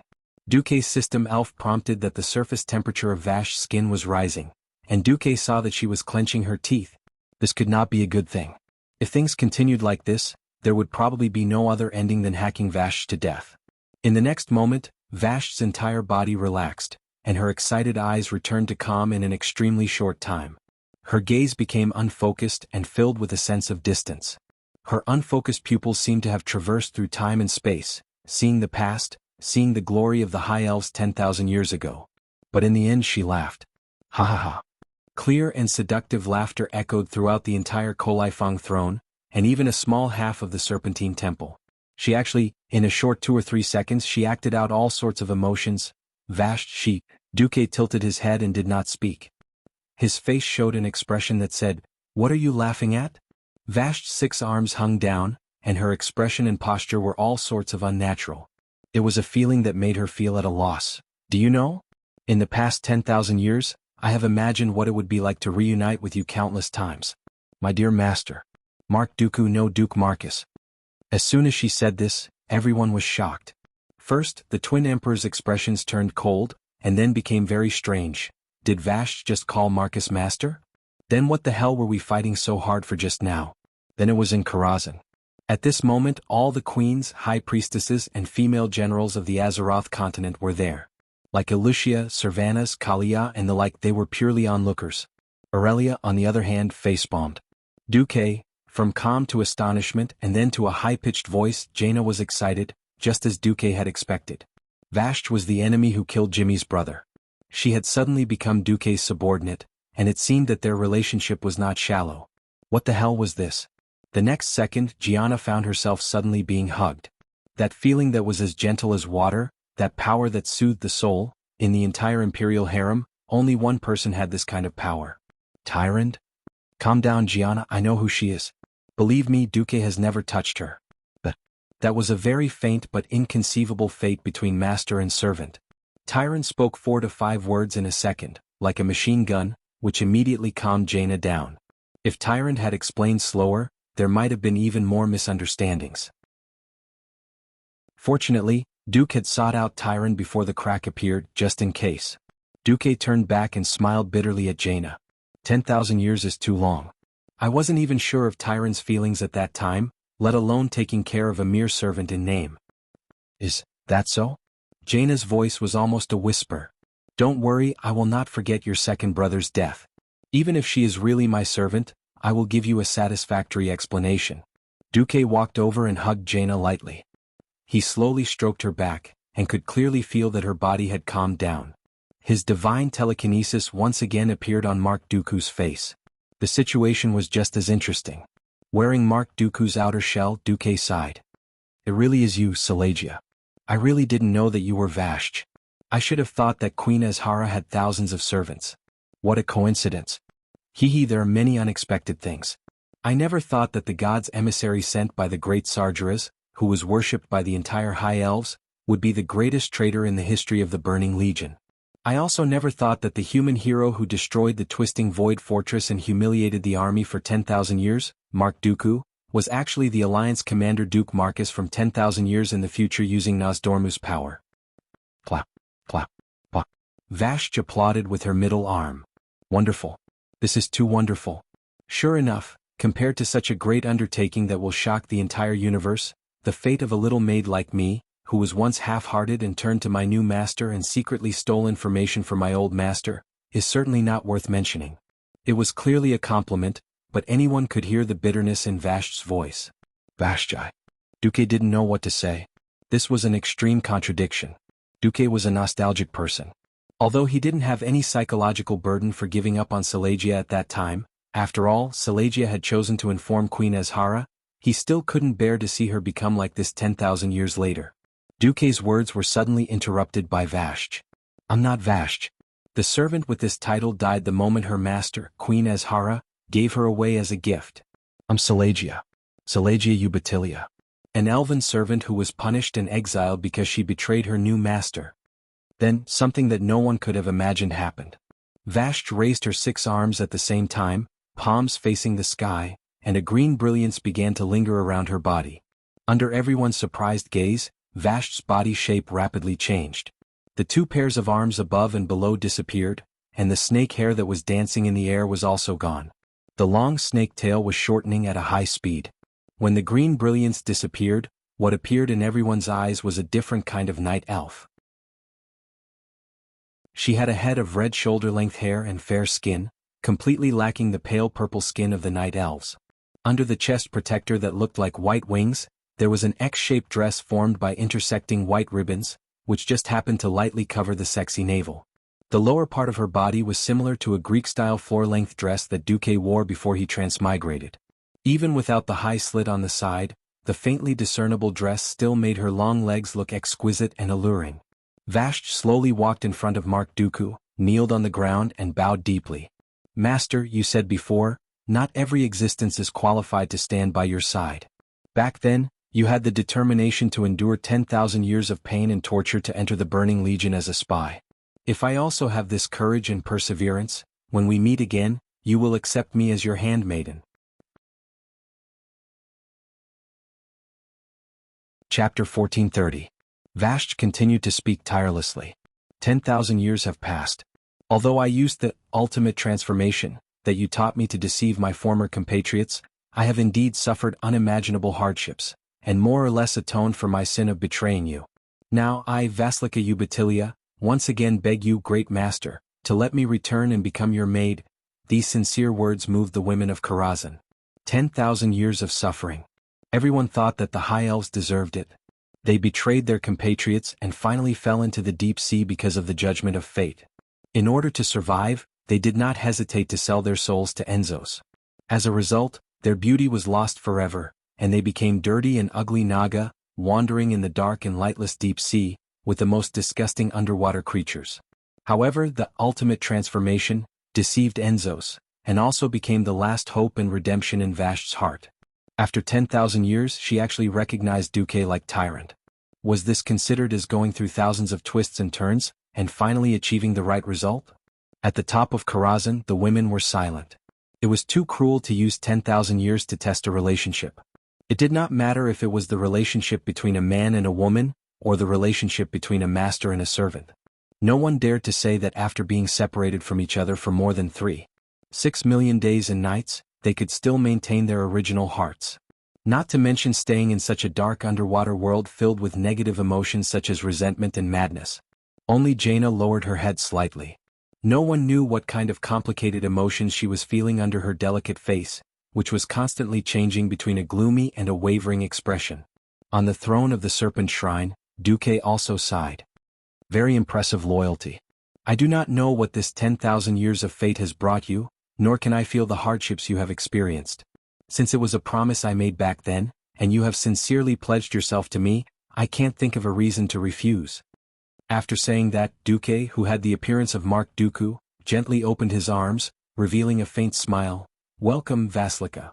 One sentence determined the whole matter. The twin emperors who stood next to him had a gloomy and unclear light in their yellow eyes. It would be a lie to say that they were not angry.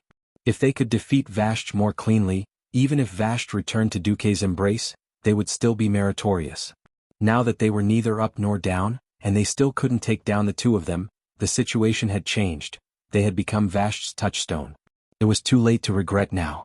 If they were given another chance, they would choose a more aggressive fighting style. Vashti, who had completely transformed into a night elf, straightened her back, a look of devotion and fanaticism beyond imagination on her face. 10,000 years ago, I had a chance for redemption. But I chose to curry favor with my former master, Queen Azhara. It was my stupidity that caused my 10,000 years of suffering. However, whenever I saw the hideous appearance of my compatriots and compared it to my beautiful body after I cancelled the ultimate transformation spell, I always felt comforted. My lord, this is the beacon of hope that keeps me from falling into madness. Vashti knelt down again. This time, she used her trembling hands to gently hold both sides of Duque's right boot. The dignified master of Kolaifong, who controlled the water source of millions of creatures in the Outland, and could even easily change the situation in the entire Outland, Naga Queen Vashti, in the most humble posture in front of Duque, told her loyal prayers. "Praise you, my lord. Praise you, great Master Duke Marcus." After saying that, Vashti kissed Duque's shoe heavily. To be honest, Duque could not get used to this exaggerated salute no matter how many times he did it. Although the Nagas had dispersed and become clan-based, the customs that had been passed down from the High Elf period had not changed at all.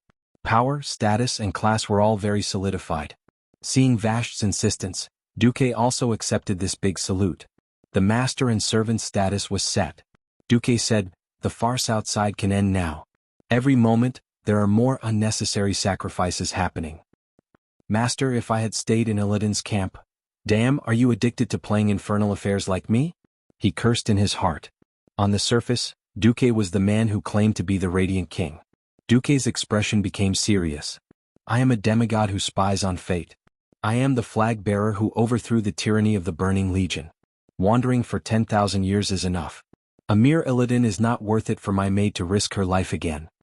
After the huckster said these words, the fanaticism on Vash's face became even more intense. Thank you, my lord, for your understanding. However, this relationship from 10,000 years ago should be kept a little secret. Duque's expression was mysterious. Strictly speaking, the name Mark Dooku was not on the Burning Legion's must-kill list. This was because when he had publicly destroyed the Twisted Void Fortress, Duque had used the name Infernal Affairs. Mark Dooku was just a temporary alias Duque used in Azhara. Back then, there were 3 demon leaders in charge of Azhara, Magtheridon and the Eridar Gemini. The Eridar Gemini were already Duque's insiders. Magtheridon had just been killed by Varian, and it would take time for him to resurrect. It would not be a problem for a while. As long as Duque did not jump out and claim that he was the Infernal Affairs, the Burning Legion had no reason to immediately call their main force over. In fact, Duque did not believe that Kill Jaden did not know that he was causing trouble in the Outland. According to Kill Jaden's personality, after blowing up the Twisted Void back then, it was impossible that Kill Jaden did not turn all the information and clues upside down. It was very likely that the fact that the Infernal Affairs was Mark Dooku had long been exposed. The key was that Kill Jaden was pretending to be stupid. What was he pretending for? If Duque was not a transmigrator, he really did not know what Kill Jaden would do next. What was shameless was that Duque was the kind of transmigrator who used history and future to the extreme. Since the commander of the Burning Legion was pretending to be stupid, Duque would also pretend to be stupid. When the time came, he would see who was the real idiot. Duque had calculated that as long as his main body did not run to the Outland, Kill Jaden would definitely continue to pretend that he did not see him. In this case, what he had to do next was very natural. After a few seconds, 2 voices suddenly sounded on the originally extremely intense battlefield of the ruins of the Twin Towers. One was Vash's clear and mysterious ancient High Elven language. I, Queen Vash, hereby declare that I have lost the battle just now. It is the duty of the weak to obey the strong. I choose to pledge allegiance to the great demigod of Azeroth, Duke Marcus. My people, my servants, I now order you to put down your weapons and surrender to the Alliance. Otherwise, go to hell. Vash's declaration caused a trace of shock to flash in the eyes of all the Nagas. Chapter 1431. The other was the voice of Bulang Bronzebeard. He spoke in the common human language, informed the entire Alliance and Horde army. In the battle at the Serpent Shrine, the Alliance commander Duke Marcus's Karaji twin emperors have successfully defeated the Naga queen Vash. Now Vash has surrendered on behalf of all Naga. Take note, do not attack enemies who have laid down their weapons, but for those who resist, kill without mercy. Compared to the Naga side who were at a loss, the Horde's reaction was even more startled. Orgrim's expression was very interesting. At this moment, it was as if all the condiments and sauces in the kitchen had been smashed in his face. Almost at the moment the declaration was made, he realized that the gap between the Horde and the Alliance's combat power had once again been forcibly widened. As the old chief who had personally commanded the cruelest second battle of the Dark Portal, Orgrim knew best what a powerful navy could do. He still remembered those brave warriors who had grown up with him and fought on the front lines with him. They did not die on the bloody battlefield, but drowned helplessly in the water. His companions who were lucky enough to escape did not even have the chance to pull out the fangs of these warriors according to tradition and bring them to their wives and children.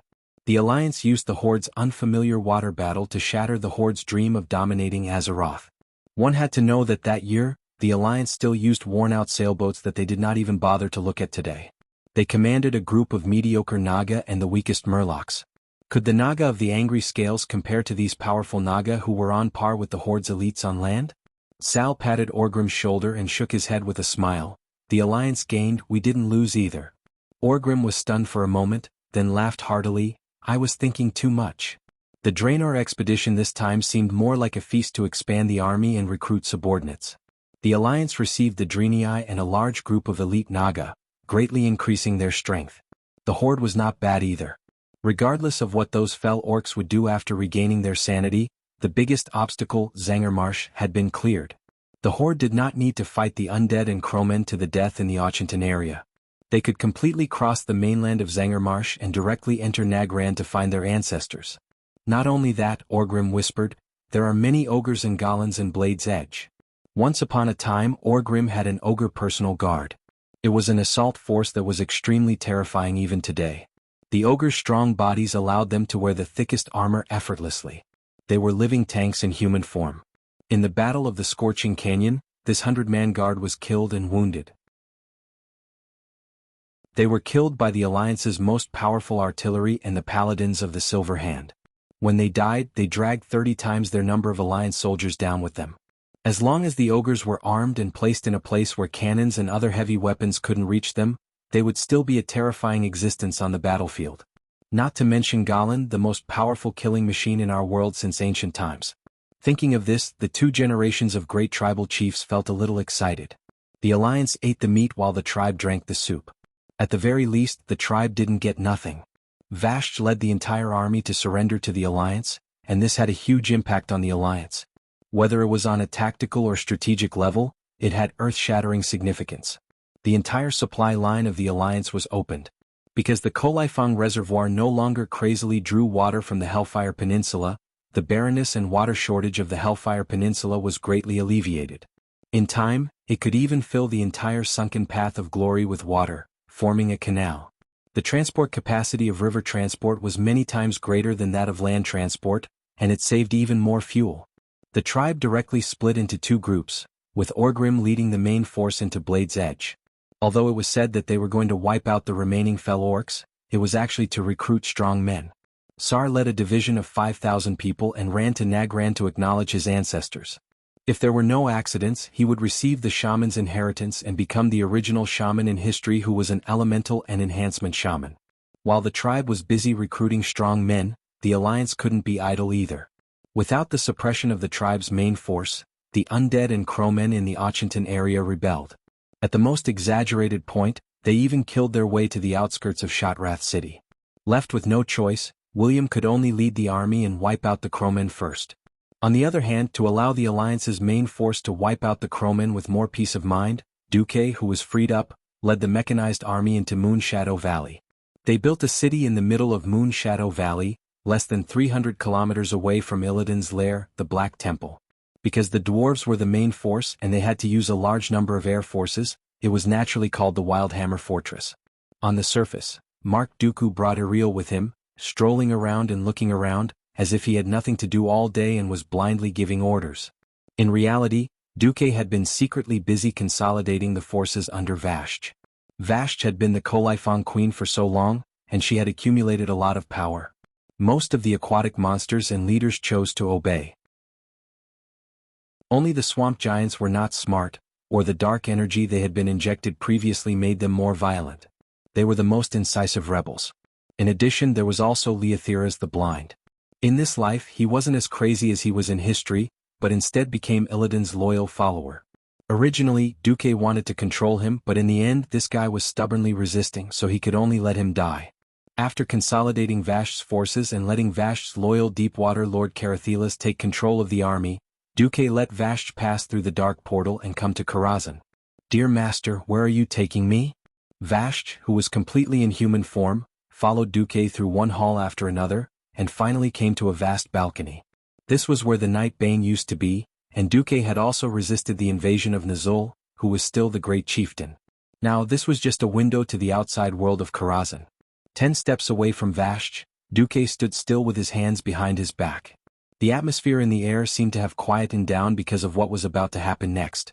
The surroundings were silent, and only the soft moonlight shone on Duque's body. "Seleka, do you know? Everyone has to be responsible for what they have done." Duque seemed to say these words without rhyme or reason. "Master, did Seleka do something wrong?" Vashj lowered her head, and there was a sense of grievance in her voice. "Well, you did do something wrong. Do you remember that you once led an army to attack Kul Tiras and killed Crown Prince Tandred's family?" Duque's words suddenly made Vashj's face turn whiter than white paper, and there was not a trace of blood on her pale face. Chapter 1432. Even the quick-witted Vashj could not say anything in this situation. No matter what she said, it was a fact that joining the Burning Legion had destroyed the entire Kultiras. The most terrible thing was that Jaina Proudmoore was one of Duque's divine daughters. Duque seemed to be talking about something that had nothing to do with her. I value Jaina very much. She is one of the few mortals who has the opportunity to become a demigod. Once I become a true god, she will be my follower. At this moment, Vashj's whole body was shaking like a sieve. Since Jaina had a grudge against her, then the best way to solve the grudge was, of course, to sacrifice her, the little maid. Was there a need to say it? At this moment, Vashj really felt extremely bitter. She did not surrender on impulse. She had carefully studied Duque's actions.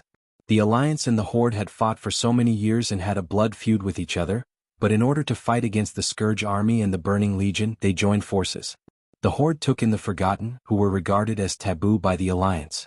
The Alliance maintained silence and calmly accepted this fact. The Karaji insect people swept through half of the Kalimdor continent. The Alliance took in the Karaji insect people, and the Horde did not even let out a fart. Who knew that when she took all the Nagas to join Duque, Duque would actually say that he wanted to settle the score? For a moment, Vashj was really full of grief and indignation. What was the difference between this and being attacked by a dog? But she had no choice but to surrender at that time. Duque was already ready to take action himself. Even if Duque did not take action, her useless subordinates could not take down the Twin Tower Fortress, and if she continued to resist, she would definitely die at the hands of the Twin Emperors first. At this moment, Vashj broke down. For a moment, countless negative thoughts filled Vashj's mind. If she stubbornly resisted to the end, maybe she would not have to suffer such a humiliating defeat? Maybe her subordinates could succeed? Or maybe Illidan would be merciful and come to help her. Her mind was full of messy thoughts. More than one impulse emerged, urging her to make a last stand. But in the end, the only thing that came out of those squirming red lips was a humiliating plea. Master Duke, do you really want your Celia to die? Duque turned his head and looked at the sky, bathing his face in the moonlight. After a long time he let out a long sigh. Merit must be rewarded, mistakes must be investigated, and enmity must be avenged. This has always been my principle. As a leader, if the rewards and punishments were unclear, the people around him would naturally be divided. If you can't even lead the people around you, you can forget about leading the entire Alliance or even the entire Azeroth. Vashj didn't say anything. She knelt down and slowly stretched out her trembling hands to grab the corner of Duque's clothes. Duque did not dare to turn back to look at that beautiful face that was filled with despair and sorrow. He was afraid that his heart would soften. In the end he did not turn back. Merit will be rewarded and mistakes will be investigated. I've given you a chance. It's up to you to see if you can grasp it. With that, Duque suddenly pulled back his robe and disappeared in front of Vashj in a flash. Master. Vashj hugged him fiercely, but what she hugged was only nothingness. Her whole body froze. After a few seconds, she came back to her senses and suddenly laughed wildly. My good master, your so-called chance is to let me die in the hands of your woman and let her vent her anger? Ah, great. You are so great. You are indeed the chosen king of the humans. Ah. It was an unbridled and desperate laughter. It was the self-hatred of being abandoned after giving everything. It was the wailing of being kicked into the endless abyss after thinking that she was saved. After laughing and crying for a long time, Vashj came back to her senses and found herself surrounded. To be precise, she was not surrounded. A large group of people stood outside a powerful protective magic array. In the array there was only her and Jaina Proudmoore. This was clearly a magic version of a gladiator arena. Are you here to kill me? As soon as she asked, Vashj realized that her question was a bit redundant. She did not recognize any of the people outside the magic array. She was very familiar with the coat of arms on their chests, Kurtiras. Needless to say, Jaina wanted to kill her enemy in front of all the higher-ups of Kurtiras. Selfless revenge in the face of national calamity? What a joke. She did not do it before because it was not time yet. If she did not kill Vashj with her own hands, how could she appease the anger in her heart? Not to mention her, even all the generals and ministers under her would be indignant. Archimonde, who had tortured and killed the previous king Dylin, was already hanging on Mount Hyjal, and the grass on his grave was 3 feet high. Even if the last blow was stabbed by Duque, Jaina, who had personally participated in the Archimonde crusade, had received the initial recognition of the people of Kurtiras. As long as Jaina put an end to the death of the previous king and crown prince, it would be a perfect succession for the people of Kurtiras. Jaina held the staff in her hand, and a cold frost aura suddenly erupted from her body like a blizzard, dyeing the entire balcony snow-white in a few seconds. Vash. I, the current queen of Kurtiras, Jaina Proudmoore, am here to collect a blood debt from you for the death of my brother Thandred's family. What else could Vash say? Apart from extreme despair and indignation, she had nothing else to say. In the next moment she had already activated the ultimate transformation spell, turning into the ugly appearance that was hated by the world and even by herself, a naga with 6 arms and a snake tail. The middle hand on her right crooked her index finger at Jaina. This gesture only meant one thing: come. Jaina let out a soft shout, activating all the magic circuits in her body. The magic that she had cultivated over the past few years poured out at this moment. This was definitely not a fair duel. It was more like a one-sided massacre. After leaving the water environment, the Naga's combat power would drop by at least 20% to 30%. As the mistress of Karazhan, Jaina had authority second only to Duque. The wizard tower was the domain of the wizards, and as the old demigod Mediva's inheritance, the wizard tower itself was already formidable enough. In addition, Karazhan was the core of the entire Azeroth weave. To start a battle in such a place, not to mention Vashj, who had reached the level of a demigod, even Si Thun would probably kneel if he came here alone. The intense battle with no suspense only lasted for 15 minutes. An ice greatsword condensed from the void and shot out like lightning, piercing through Vashj's chest and nailing her to the ground. She did not beg for mercy, nor did she beg for mercy. In the end, Vashj only looked up at the soft moonlight in the sky with her unfocused eyes, and all that was left was confusion. Are you satisfied? Chapter 1433. Jaina was silent. She knew that Vashj's words were not directed at her. It was to Duke that Vashj spoke of her sorrows. Jaina secretly sighed. Putting herself in his shoes after suffering 10,000 years of suffering and torture, she thought that she could finally live a good life, even offering her soul and loyalty, but in the end she was betrayed by her master. If it were her, she would also go crazy. But Jaina was not Vashj. She had her subjects and her stand. It was not about right or wrong, just the difference in their standpoints. Jaina found that she no longer hated Vashj. Outside the magic barrier, the generals and ministers raised their right fists and pressed them against their left chests. This was their salute to their queen for completing her great revenge. Before this moment, Jaina had been looking forward to this scene, but now she could not be happy at all. This kind of melancholy was comparable to the guilt of unintentionally killing a civilian girl. She wanted to raise the staff in her hand high and to show off the glory of the queen. The growing sense of guilt in her heart made her arm feel as heavy as 1,000 pounds, and she could not lift it at all. The only thing that could be transmitted to her face was an incomparably formal smile. At this moment, Vashj's pupils that were beginning to slacken instantly shrank. The originally soft and pleasant female voice suddenly turned into a sharp and sinister male voice. Useless. In the next moment, the snake hair that was hanging down and even stiff and broken like a dead snake suddenly grew larger. The tiny snakes instantly turned into octopus tentacles as thick as a thigh and frantically curled towards Jaina. Ah! Without hesitation, Jaina directly used Blink and flashed 30 meters away, sticking closely to the edge of the magic formation. However, the dozens of octopus tentacles grew at the same time, like maggots in a tarsal bone. Almost at the same time, they reached Jaina's feet and easily broke through 2 of Jaina's magic shields. Jaina had been through so many battles and had rich combat experience. When her staff shot out an icicle, but found that it still could not stop the opponent, she cast Ice Barrier in time. But it was useless. It was a feeling of powerlessness, as if she was going against the entire endless sea. That kind of divine power that was completely beyond her level easily pierced through the fridge barrier made of super dense ice elements. The tentacles were just a centimeter away from piercing Jaina's body. In that instant, fear froze on the faces of Jaina and every single Kultiras. Even time seemed to have stopped. At this critical moment, an even more powerful and boundless divine power descended upon them. The moonlight was like a dream. The faint moonlight shrouded Jaina's body like a veil, easily separating the terrifying tentacles. The tentacles were twisting ferociously. Jaina, who was tensed up, could clearly see the palm-sized suckers full of sharp teeth extending and retracting in front of her, as if they wanted to grind her to ashes. However, such a short distance was the end of the world. The tentacles couldn't move an inch forward. A pleasant but dignified voice sounded in the sky. "Enzos, go back to your abyss." In the next second, all the tentacles that extended from Waski's head melted like popsicles under the scorching sun under the moonlight. Only then did Jaina realize that she had been hugged by Duque from behind. "Duque. This is..." Jaina was still in shock. Duque gently stroked Jaina's brilliant golden shoulder-length hair, a gentle smile on his face. From the moment Azhara fell into the deep sea, all of the high elves became the slaves of Enzos. How could the dignified ancient god Enzos not discover a mere, ultimate transformation spell? Then, Waski just thought that she didn't become a Naga.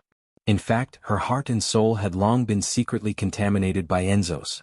N'Zoth planted his own power in her so that one day he could take revenge on the person who ruined their plans during the ancient war.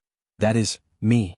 At this point, Duke was secretly glad that the system had not scanned Vashj and found a problem. If he had not specially found a place with direct moonlight and asked the moon goddess Elun to hold the fort, he would not have been able to do so. Perhaps he would have been defeated this time. If he had been ambushed by that kind of attack at close range, he would have been in trouble even in his own nest. Just the thought of being ravaged and devoured by a bunch of tentacles made Duque want to piss his pants. Jaina's breathing was a little hurried. She widened her bright eyes and suddenly thought of many things. Yes, Waski was so cruel because of Enzos using the murmurs of the ancient gods. Duque concluded without hesitation. All right. Whether it was true or not, Enzos had to take the blame for this. Forcing me to continue pretending you can take the blame. Plan worked. Did I kill Waski by mistake? Jaina gathered her courage and asked. Duque said sincerely, kill by mistake? I don't think so. If you didn't kill her, Enzos' backup plan would never have appeared. Don't pursue this matter anymore. Promise me from this moment onwards, forget your hatred forever. This is good for you, for me, and for the whole of Kultiras. Yes, I will. Jaina nodded heavily, then turned around and faced the generals and ministers of Kultiras, raising the staff in her hand high. I, Jaina Proudmoore, in the name of the Queen of Kultiras, declare that the vengeance of the late King Dain Proudmoore and my brother Tandred Proudmoore's family has been avenged. From today onwards, the people of Kultiras must learn to forget their hatred and treat the Naga and Murlocs who have joined the alliance fairly and justly. Do you understand? Yes, as your majesty commands. All the generals and ministers knelt on one knee at the same time, lowering their noble heads to their queen. Duque. After sending her ministers away, Jaina suddenly felt a little uneasy. Duque had helped her so much, it was reasonable to say that she should have come to the magic circuit tonight for an in-depth exchange, but she knew that her subjects needed her, and she had to publish the magical image of killing Waski as soon as possible. Duque showed a gentle smile. Go and win over your subjects today. Today you are the greatest queen of Kultiras in history. You must be with your subjects. We will talk about our matters later. A large number of Kultiras left. The huge balcony suddenly became empty again. Duque walked to Waski's corpse. The former queen of Kolaifong was quiet after her death, and died with her eyes wide open. Duque smiled. Fool, you have given me your sincerity and loyalty, how can I let you die so easily? A mysterious aura suddenly began to form in the air, and some unknown factor behind the law realm was restless. Waski felt that her soul, which was about to disintegrate, seemed to have received some incredible and mysterious call. Chapter 1434. Where is this? Am I dead? Vashj was in a daze. She felt as if she was in a world of silence. There was no sound of the wind, no chirping of insects, and neither was there the familiar sound of running water or the feeling of flowing water. She was not on the ground, nor was she in the deep water. At this moment, there was a voice in her heart that was extremely clear and certain. It was the voice of hope. Celia. Celia. Celia. This voice was incomparably indistinct and distant. It was as if the last call was already 10,000 years ago in the ancient times. It was so long ago that she could not remember it. But in the past 10,000 years, every time she woke up from nightmares, it was this voice that comforted her. The voice that she recognized as her true master. That was because she made a wrong choice and was abandoned. It was not a true abandonment. It was all because of the ultimate transformation spell, left by her master. I've had enough of the queen's self-hatred, enough of her bossy attitude. 2 months after falling into the deep sea, she left Azhara City with some of her compatriots who had lost faith in the queen. Every time her compatriots fell into a deep sleep and no one spied on her, she would take off all her clothes and stand in front of the mirror, admiring her unique body. It didn't have that disgusting long snake tail. There were no scales glowing with an ominous green light. There were no sharp and vicious claws. There were no deformed and horrifying 6 arms. In the mirror she was still as perfect as she was 10,000 years ago. A pair of well-proportioned and fair long legs, a slender and enchanting waist, pink and alluring peaks, and a face that was like a work of art. She once thought that Queen Azhara was the most beautiful existence in the world. Unfortunately, the queen had succumbed to the evil god under the fear of death and became a monster that even she hated. Only I, Vashj, no Celia, escaped this vicious curse. Gently stroking her still perfect body, Vashj fell into some kind of fanatical narcissism. Great Master, my Lord Mark Dooku, when will you appear? Take me away from this terrifying world? I swear I will pledge my eternal loyalty to you. Vashj declared herself countless times. Life under the sea was extremely terrifying. There were giant sea beasts that could not be imagined on the surface everywhere. A lamp-like thing was often a bait organ used by a terrifying sea monster to seduce the Naga. Vashj had personally seen no less than 10 of her compatriots. Because they yearned for the light, yearned for the prosperity of the past, when they were on the verge of a mental breakdown, they directly threw themselves forward. The light disappeared, leaving behind only the malevolent mouth of the sea beast with thousands of sharp teeth. Fresh blood and minced meat floated along with the tide. Whether they were willing or not, they could taste their own kind in their cheeks. The nauseating days, day after day, year after year. It was impossible to survive in the deep sea in human form. If they wanted to survive, they could only use the ultimate polymorph to transform into their compatriots and fight with limited nature magic. Because there was hope in her heart, Vashj, who originally didn't have outstanding aptitude, became even more outstanding. Exterminate the sea beast. Enslaving the water elementals. Subduing the deep sea giant. Unknowingly, a large group of Nagas had gathered around her. There were men and women. Every one of her subordinates saw her as their hope and their faith. He suddenly smiled bitterly. My greatest hope is actually my master. This sentence of infinite emotion never flowed out of her mouth. Celia. Celia. The call of her former master would ring in her mind every night when she woke up, becoming her motivation to survive. This voice encouraged her. Because her master saw through fate and foresaw all of this in advance. In her bewitched consciousness, this voice had become the majestic pulse of the river of fate. It led her through countless painful times, broke through the fate of certain death, and gave her the courage to lead more compatriots. Yes, this voice was still the embodiment of hope. Master, how can you do this to me? In a trance she cried. Am I not dead? Why can I still feel it? In a daze she suddenly felt as if someone was touching her body. It was cold but gentle, like a mother caressing her. A mysterious power poured into her body, making her blood flow in her body again, driving away the cold evil, bringing warmth and hope. The mysterious substance in her blood flowed faster and faster, to the point that she felt as if there were countless trains roaring in her body. At this moment, her heart was extremely quiet, as if her soul had detached from her body, floating in the air, quietly watching the strange scene in front of her. There was a strange power circulating in her translucent body. What is this? The illusion of memories overlapped with the things in her vision, as if for a moment she had passed through the shackles of time. She saw Azhara City and the Twisted Nether being destroyed in an explosion 10,000 years ago. She saw Stormwind City and the Alliance prospering in the hands of one person. The replacement of the old and the new, the rise and fall of 10,000 years, all stemmed from the hands of one hero. He used the supreme mysterious power of the Bronze Dragon King, Nozdormu, to weave the fate of 10,000 years together. The ancient war, the return of the blaze. Countless creatures threw themselves into it, but only he used his power, strategy and courage to write the epic of fate that belonged only to him into the real history. Therefore, the greatest legendary hero in the history of Azeroth was born. His name was Mark Dooku. No, that was his fake name. His real name was Duke Marcus, the true master who gave her hope and future. 10,000 years of hardship had become the background.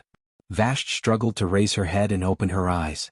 She vaguely saw N'Zoth jump out after her death, and also saw N'Zotha's plot thwarted once again. At the end of the scene, she finally saw the figure that haunted her dreams once again. When she saw Duke's gaze meet hers on the other side of the river of fate, She was so shocked that she could not control herself.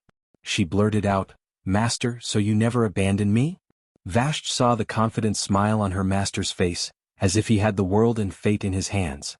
"Fool, you have given me your sincerity and loyalty. How can I let you die so easily?" Master Duque's voice was like a morning bell, driving away the darkness and waking her up from her daze. I'm not dead?"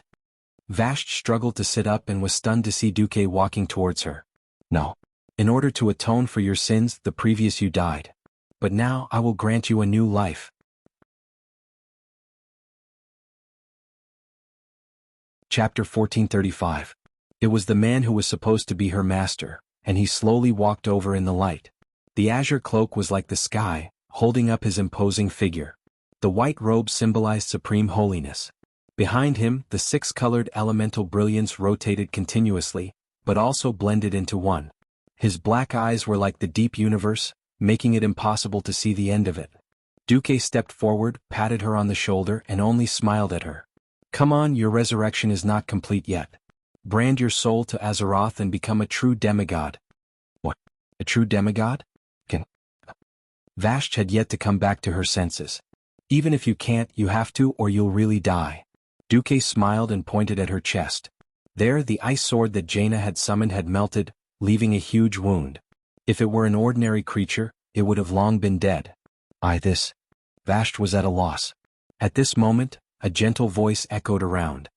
"Child, don't worry, leave it to me. You just have to follow my lead."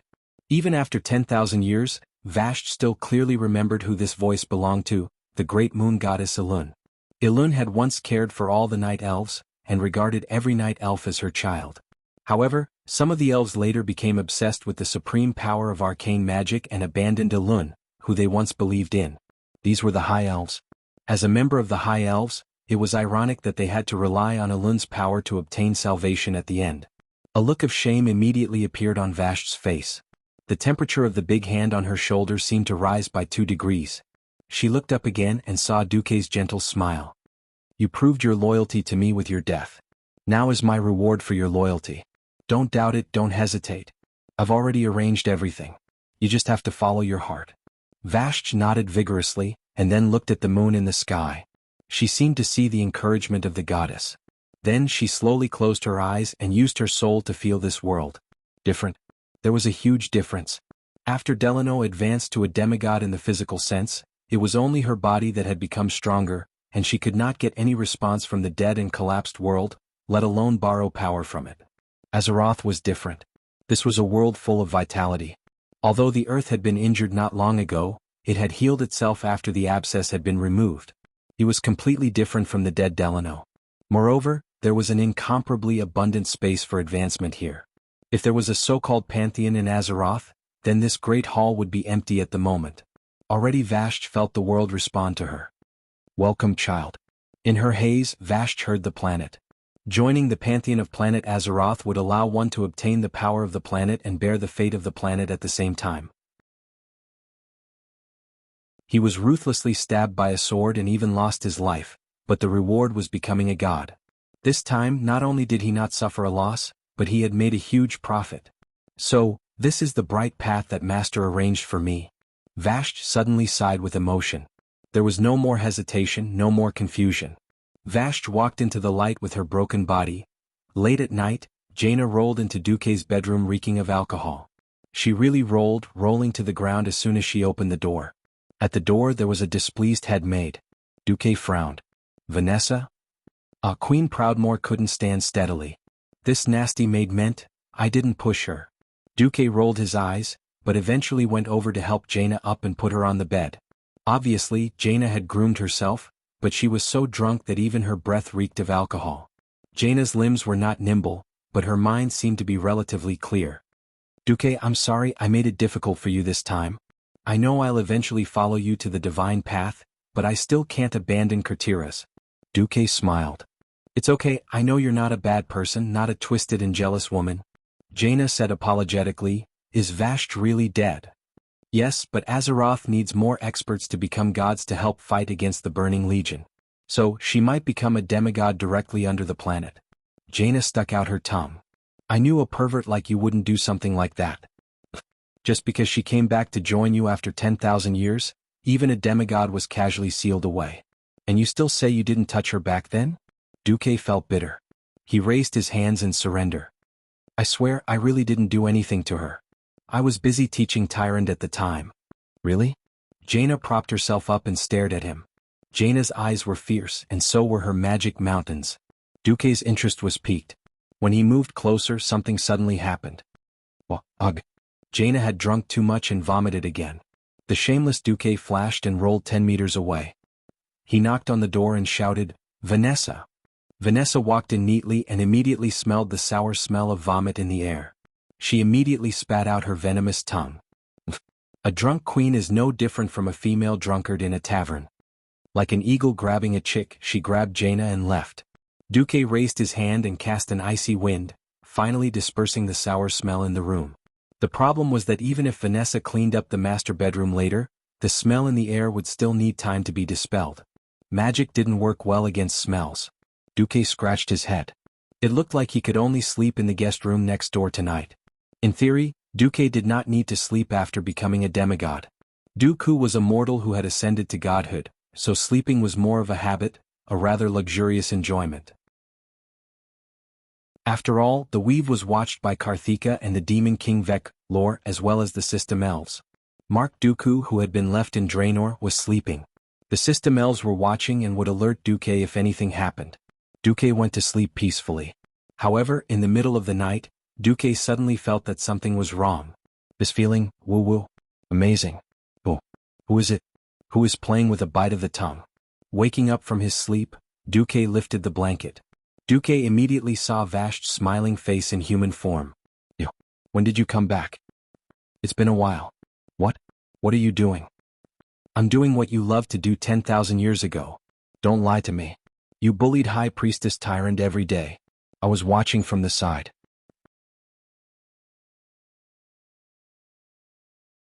Chapter 1436. Oh no, dark history. It was definitely a dark history. He had thought that there would be no repercussions if he went back to 10,000 years ago. Who knew that Tyron would be willing to be lonely for him for 10,000 years, and that the little maid he had casually accepted and given a copy of Ultimate Transformation Spell was actually Vasht. 10,000 years ago, it was a world that was barren of entertainment. He was used to all kinds of new variety shows, and when he had nothing to do he would watch movies. He could even go to Bilibili to watch parody videos. Dumok, who had gotten used to this kind of life, was not used to it when he first came to Azeroth. But at that time he was playing Road to Survival, where he was the main character and did not have the time to care. Finally, he did not have to suffer so much, and Duque did not stop exporting his own goods to Azeroth, such as mechanical pinball games, werewolves, and so on. But when he returned to ancient times, he was still deep in enemy territory, and did not have the time to do these.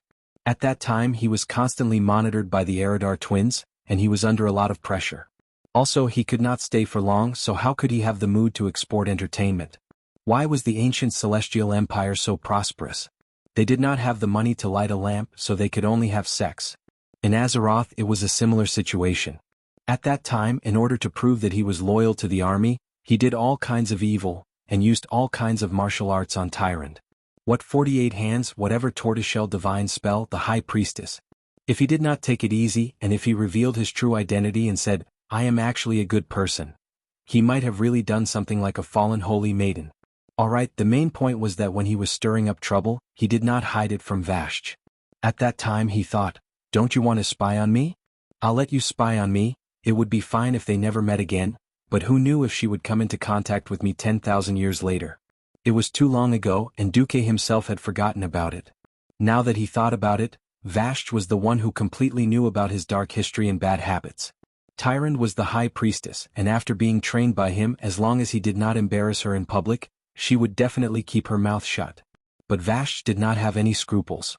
The hypocrite Dumok was shocked. Ah, my glorious image. My hero's halo. It's all over. Duque screamed in his heart, no, I must seal Vasht's mouth. Just as the thought came to his mind, the system elf ridiculed him for the first time in a long time. Bitches are so unreasonable. Didn't you already use the Duque divine sword to seal her mouth? Eh? That's right. What am I thinking? The flirtatious Vasht paused for a moment, her sweet voice like a cat scratching itself. My dear master, I missed you 10,000 years ago. This time I didn't let go and completely offered my soul. This was indeed the right decision. Ah, I am your little maid, Celia. I was, am, and will always be. As long as you don't abandon me, I will use everything I have to serve you forever. At this point, Vasky paused, her face full of fanatical worship like a martyr. Don't worry, I will definitely protect Master's secret. All of your fantasies can be used on me. Wait a minute. Dumuk put on a stern face and said righteously, no. Actually, you misjudged me. At that time, I shouldered the heavy responsibility of saving the world from being destroyed by the Burning Legion. So I indulged myself and pretended to be evil. I'm not what you think I am. Is that so? The current master is very unconvincing. Vashj used the slender fingers of the night elves to tease him. No, you're mistaken. Duque was resolute. Really? Really? Dumuk was unyielding. All right, please receive my Naga tribe's ultimate technique, water spout. Woo-woo, you can even withstand this?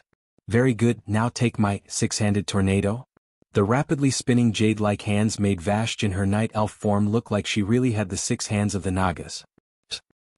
This, Dumuk, there would always be a few days in every month when his moral integrity would drop greatly.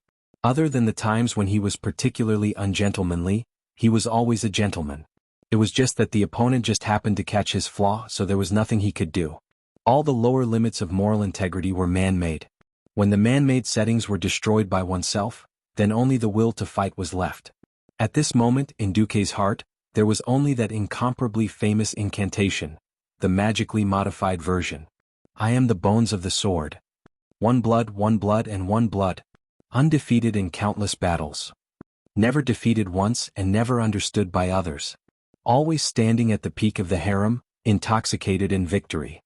Thus, moral integrity has no meaning. My body is destined to be born for one blood, sigh. Didn't they say that Elun would guide Vashj to become a demigod on the side of justice in Azeroth? Why was this fellow so demonic? She had just handed over one blood, yet she was so unrestrained? Could it be that the Nagas relied on waves to swim? Anyway, Duque almost couldn't suppress this seductress. On this side, Duque used the divine sword to teach that seductress Vashj a lesson, not knowing that something almost happened in the Serpentshrine shrine. What are we now? Human slaves?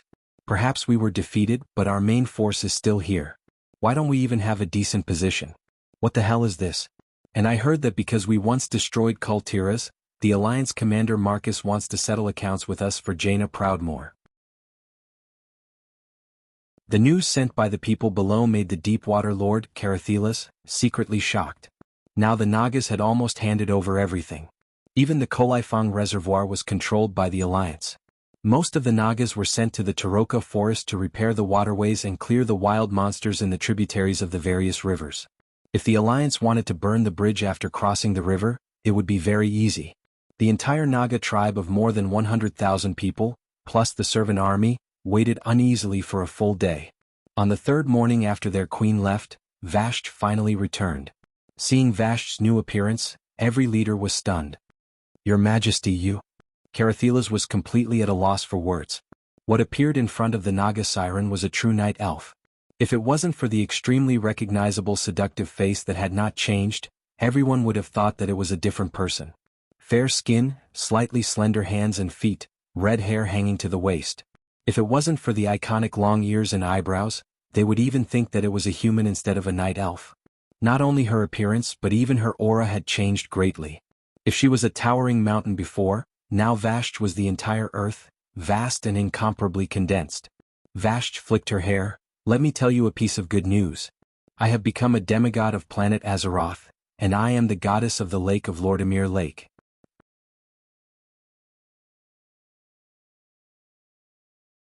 Chapter 1437. What? A true demigod of Azeroth? It took a few seconds for the Nagas to react. This was great news. What were the benefits of joining the Burning Legion? They seemed powerful, but in the end they were killed like dogs by the natives in their eyes. The huge demon legion was wiped out, and the grave of Archimonde, the commander of the legion, was 3 feet tall. He was forced to join Illidan, who was part of the legion, and in the end he was beaten black and blue by those bones in Draenor. In the end he ran to the Outland, a place where even birds wouldn't shit, to eat and wait for death. So what if he dominated the Outland? who didn't know that the core of this planet had been broken, and the whole planet would perish at any time. On this floating continent that was getting drier and collapsing every day, was it really interesting to do the so-called water pumping work? Countless Nagas wanted to return to the endless sea. Fighting with deep-sea behemoths every day at the bottom of the sea was more promising than now. Now, it seemed that they had lost to the allied forces of the Alliance and the Horde. They had lost face, but they had won. Look at the storm badge on Her Majesty Queen Vashti's left breastplate.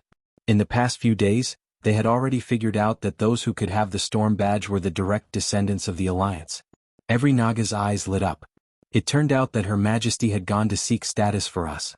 In just a moment, all the Nagas present raised the longbows or tridents in their hands high. Long live Her Majesty Vashti. Her Majesty Vashti is wise and mighty.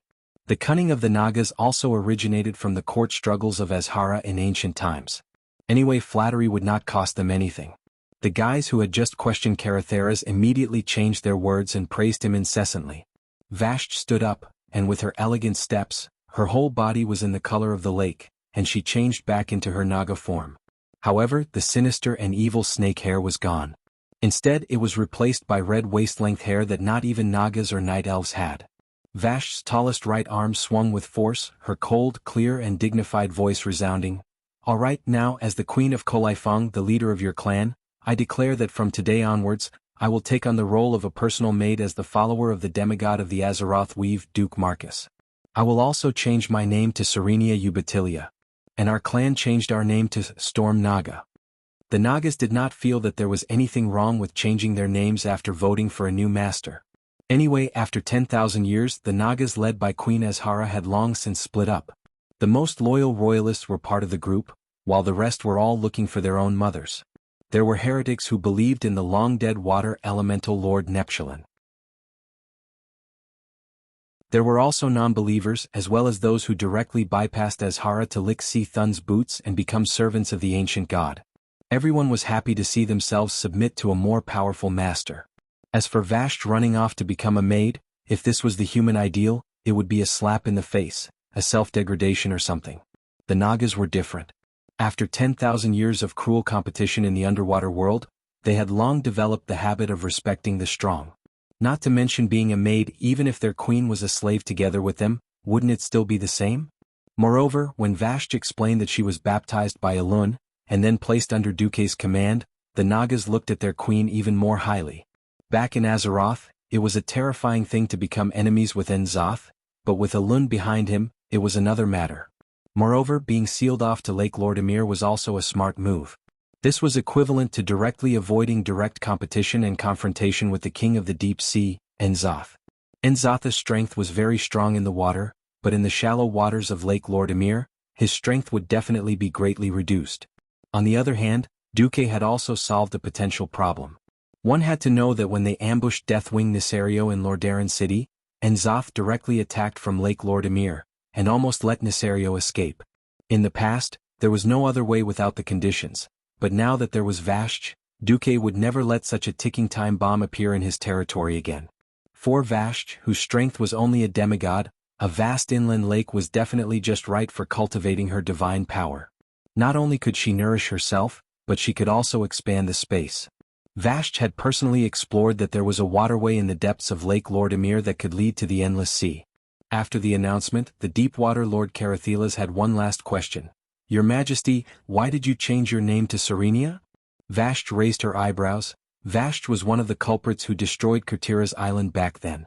The night before yesterday, the Kolaifeng Queen Vashti, who had committed countless crimes, had already been killed by Jaina Proudmoore.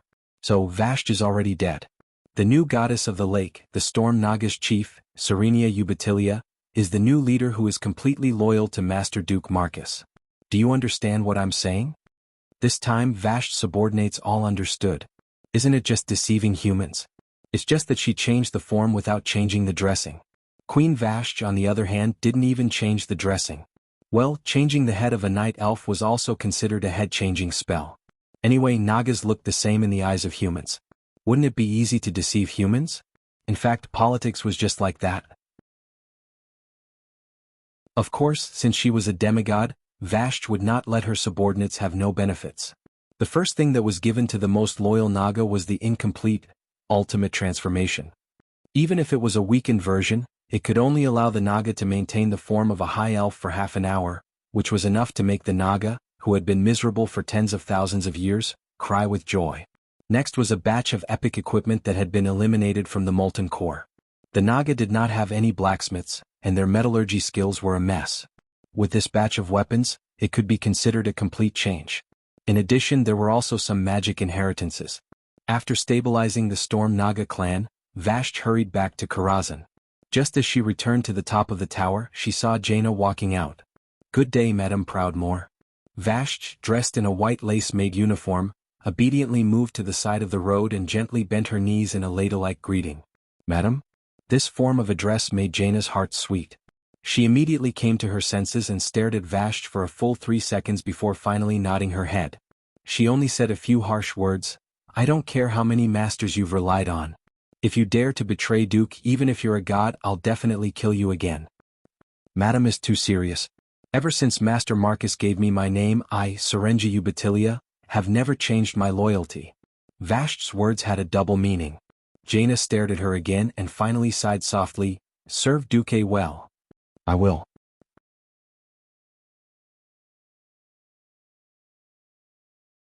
Chapter 1438. Watching Jaina leave in her signature midriff-bearing mage robe, Vashj, who was bowing, secretly smiled. "Of course I will take good care of Master." This time she had completely seen through it. Perhaps this was fate. This epic struggle around all the creatures of Azeroth and the Burning Legion did not belong to a single person, nor did it belong to a single sage. But for a tiny individual like her, if she wanted to struggle and survive, she had to find the most reliable support. Fate had given her a chance, and after missing it, she had endured 10,000 years of hardship. This time she would not let go of the opportunity no matter what, and as a result she had this feeling of breaking free from the cage and fate, and flying freely in the vast sea and sky. The true demigod of Azeroth, was it not 10,000 times better than the Grass King who had collapsed the Outland? What was the use of following Illidan? Don't look at how he was a king in the Outland and it seemed like he was very powerful, but in front of Duque he was a complete failure. His beloved Tyron was already in Duque's arms, and his head was filled with endless grasslands. He was addicted to dark energy, but he could not beat Arthas. On the other hand, Arthas was just a pitiful worm that had been beaten up by Duque time and time again. But Illidan could not even beat Arthas. Once the allies reached the Outland, the sturdy Hellfire Citadel did not last long. Hundreds of thousands of fell orcs were in chaos, and 200,000 to 300,000 were captured and killed. When they came to Zanger Marsh, they unreasonably filled up the swamp, and killed more than half of the Naga's precious flying snakes.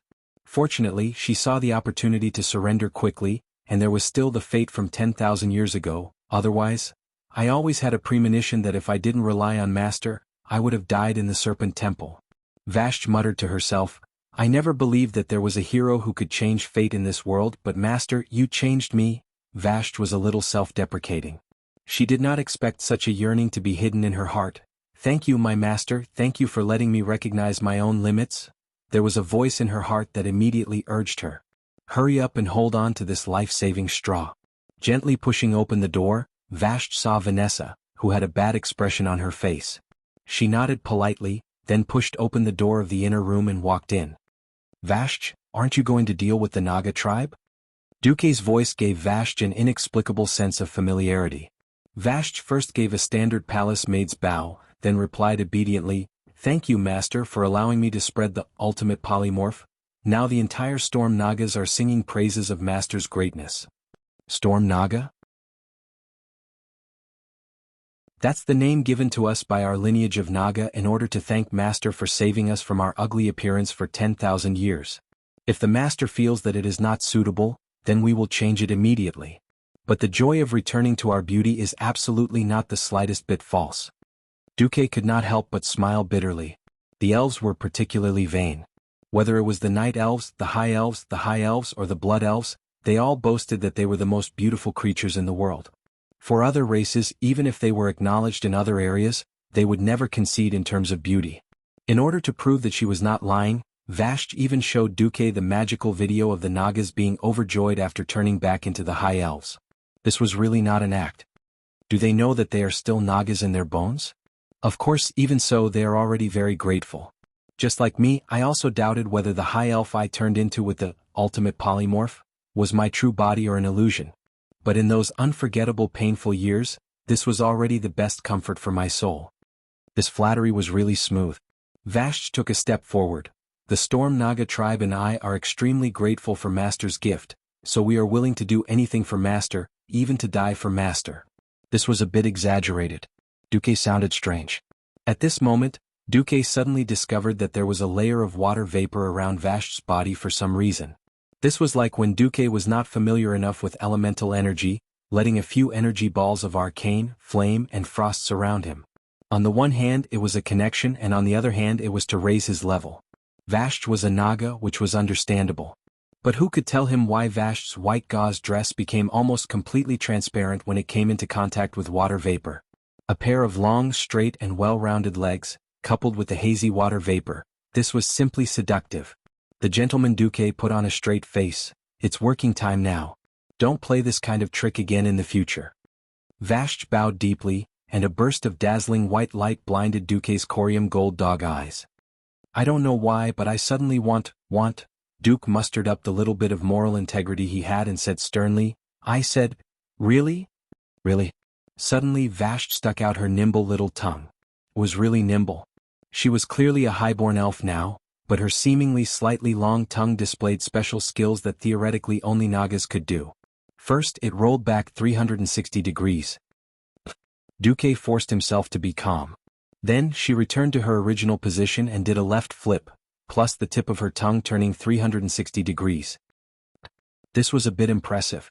She returned again, this time with a right flip and a half, plus the tip of her tongue turning 1080 degrees at lightning speed. The wall of Duque's moral integrity was instantly smashed to pieces under Vashj's tongue siege hammer. Woo, my moral integrity, it's gone forever. 10 minutes later, Vanessa knocked on the door and came in. She had a cold face. Reporting to Master, a cat that always wants to steal from the wizard tower has disappeared. Jim, is that so? Duque sat behind the wide office desk with a serious face, leaning back on the comfortable chair. I heard that the cat ran here. No. This must be an illusion. Vanessa's ears twitched, and her face immediately turned sour. Dear Master Beast Duke, I have the obligation to remind you that the Magic Mirror Conference of the Alliance is about to begin. Please do it quickly. Good. Accurate. Ready. Yeah. So. Immediately. Duque's eyebrows furrowed. Vanessa stomped her foot and walked away angrily. Duque was excited. He had become a great sage. In the sage's domain, Duque began to think about life. He had King gotten his most beloved tyrant, and he had maliciously taken his two capable subordinates, Kaizi and Vashj, under his command. Who knew if Illidan would really become a real villain after acting like one for too long? This problem seemed very serious.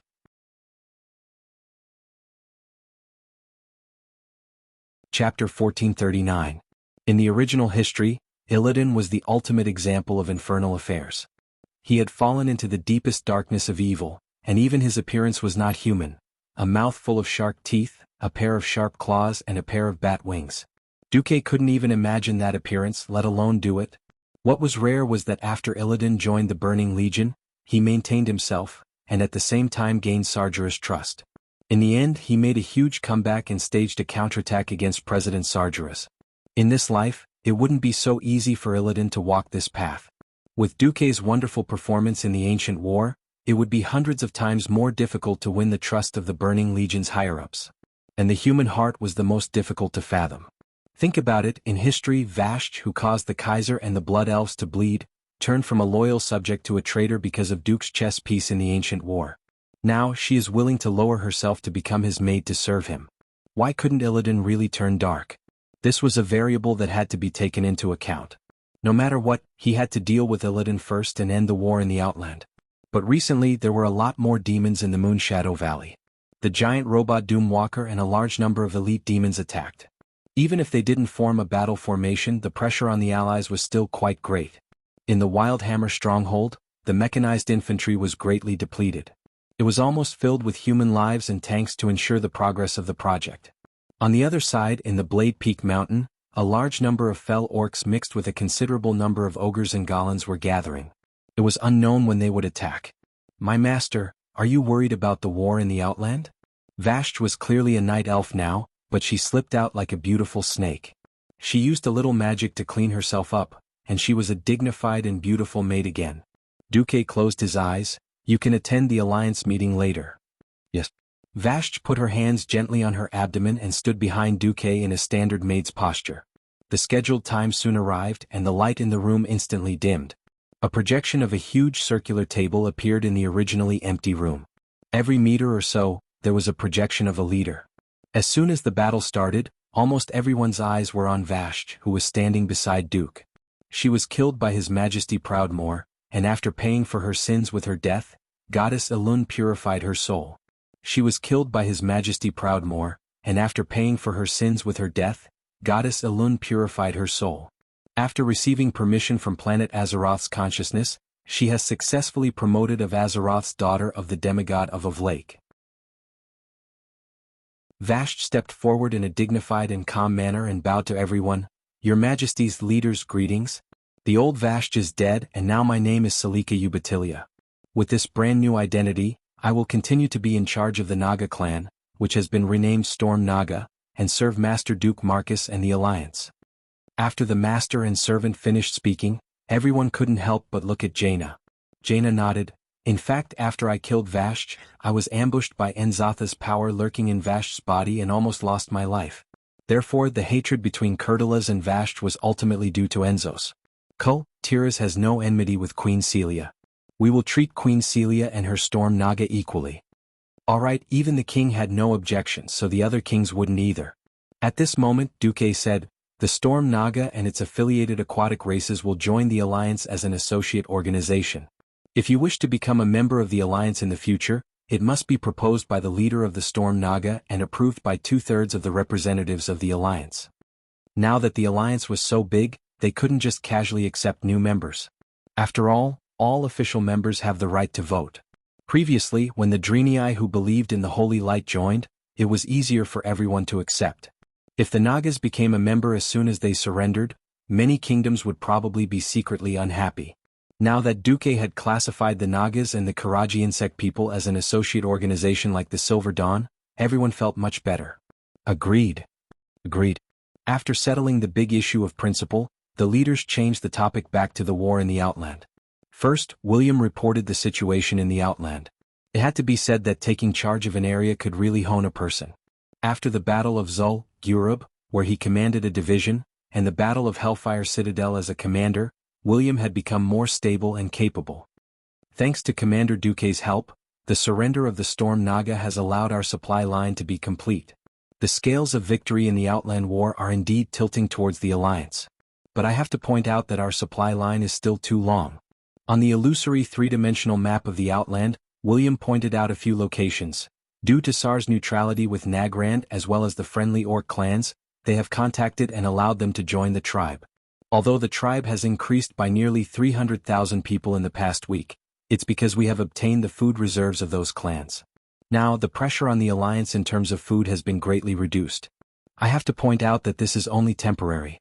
Once the tribe subdues more fell orcs, the pressure on the Alliance army's food supply will be incomparably huge. Our supply line has already reached its limit. Now, every train from the Dark Portal to the Honor Fortress is loaded with supplies and filled with orcs on the return journey. At this point, every leader frowned as they looked at the Alliance report handed over by their deputy. SAR had officially requested for support from the Alliance, hoping that the Alliance could help move millions of orcs to the Kalimdor continent and Azeroth as safely as possible. In exchange, the tribe was willing to be the vanguard in any future battle against the Burning Legion, and they would send at least half of their regular army. To a certain extent, this was also risking their lives in exchange for a future. With the development of technology, the Alliance's army was also changing from cold weapons to firearms. The problem was that firearms were still passable against the small fries of the Burning Legion. Against the truly powerful demons, firearms were completely useless. Therefore they were now walking on two legs. Those who did not have the talent to become professionals were thrown into playing with firearms. Those who had a bit of talent still relied on swords and knives. In many narrow places, firearms were not as reliable as swords and knives. If they attacked the Dark Temple, the compensation for the casualties would obviously be astronomical. It couldn't be better that the tribe was willing to send their soldiers as cannon fodder. But this price, isn't it just food? Just give it to the tribe. Don't forget, apart from the Burning Legion we still have the Calamity Army. Queen Kalia was the first to make the decision.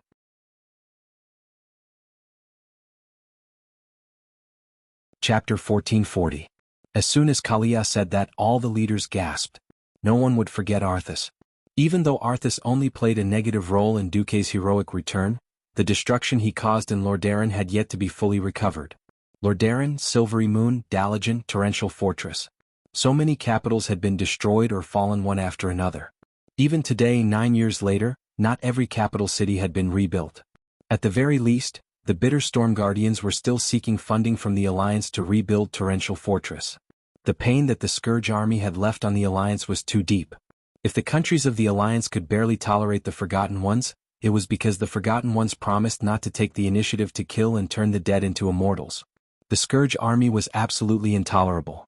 Because the Lich King wanted to kill all the living beings in the world and turn the whole planet into a world of death. Arthas was definitely the public enemy of all living beings. Now that the Alliance was forced to fight everywhere, they had no time to care about the Scourge army. Not having time to care about it didn't mean that they had forgotten it. With the permission of the Wyrmrest Shrine in Northrend's Dragonbone Wilderness, the Alliance, led by MI7 of Stormwind City, had sent core intelligence agents to actively explore Northrend in the northern continent over the years, using special magic tools filled with death aura as a cover. Many excellent spies had been sacrificed, and even those spies had become assassins of the Scourge army in the blink of an eye, causing trouble for MI7. But the sacrifice was worth it. Apart from basically exploring every place in Northrend except Icecrown Fortress, MI7 found the second of the 3 Bronzebeard brothers, Muradin Bronzebeard, under the seemingly vague but actually extremely clear guidance of a certain psychic surnamed Du. Sure enough, just like in history, he was temporarily brain-disabled by Arthas, who had not yet completely fallen and lost his memory. Then he was rescued by one of the natives of Northrend, the Ice Dwarf. Then, with a shake of his body, he beat up the Ice Giant and became the publicly elected boss of the Ice Dwarfs. Now that this matter had alarmed Magni Bronzebeard, the Dwarf King abandoned his own country, and led a small fleet led by the Heavenbreaker to the Whispering Coast of Lordaeron. This was because the ship that would pick up Muradin would be there soon. The veins on Magni's fists were bulging and his exact words were, "Amnesia? It doesn't matter, I will give an iron fist of love to that rascal who can even forget his own brother. I guarantee he'll remember everything." Originally, Magni wanted to fly directly to No Scent, but the problems with the flying battleship forced him to give up on that plan. The Iron Furnace Castle itself was in a world of ice and snow. The dwarves' products were only slightly less effective in the heat, but they also had enough anti-freezing equipment. The problem was that the device was suitable for -10 degrees Celsius, but it would fail at -40 degrees Celsius. This was not a problem that could be solved with antifreeze oil. If the Alliance wanted to attack Noscent's Ice-Crown Fort, all their heavy equipment couldn't be used. In other words, forcefully attacking meant sacrificing human lives. It would be great if the tribe was willing to be the vanguard. It was true that the Alliance was under a lot of pressure in terms of food and economy. As long as the Horde did not start a war with the Alliance and continued to be hostile to the Cataclysm, it would be a good bet. There were 3 rich countries with the most surplus food in the Alliance.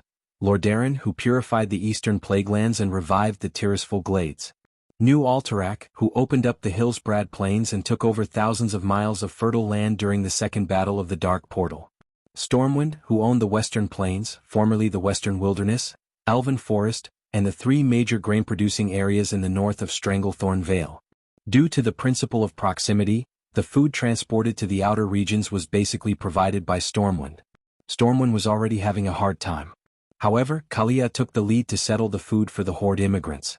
Due to the principle of advancing and retreating together, Illusia made the decision on the spot. With the support of the 3 major grain-producing countries, the Alliance's decision was also passed. Next question. William heaved a sigh of relief. Due to the large number of Orc immigrants crossing the border, there is still enough food in the outer regions for a short period of time. My logistics minister told me that the food shortage in a month's time is estimated to be no less than 300,000 tons. This question made the leaders of the Alliance frown. The Dark Portal couldn't be opened for a long time. This was because teleportation meant a huge loss of energy. Where did the energy come from? After the Cursed Land became a barren wasteland, the energy to open the teleportation portal basically came from the outer regions. The dark portal absorbed the surrounding energy to maintain itself. This formed a paradox. If they wanted to increase their supplies, they needed more energy. Absorbing more energy might cause Draenor's collapse to accelerate. If they were not careful, they would lose everything and everyone in the outer regions would die together. Moreover, before the orcs were completely evacuated, the Horde would not allow the Alliance to destroy Draenor. Otherwise they would not hesitate to start a war. At this moment, Vashj, who was beside Duque, raised her hand gently and requested to speak. Seleka, go ahead. Duque called out Vashj's name. The Storm Nagas can supply a portion of the food from the outer regions.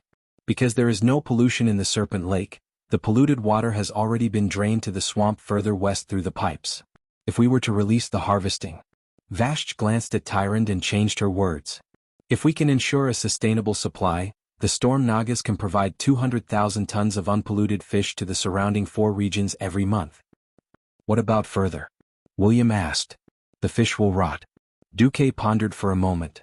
Under the premise that we don't fish out all the fry, what is the maximum output of Zangermarsh per month?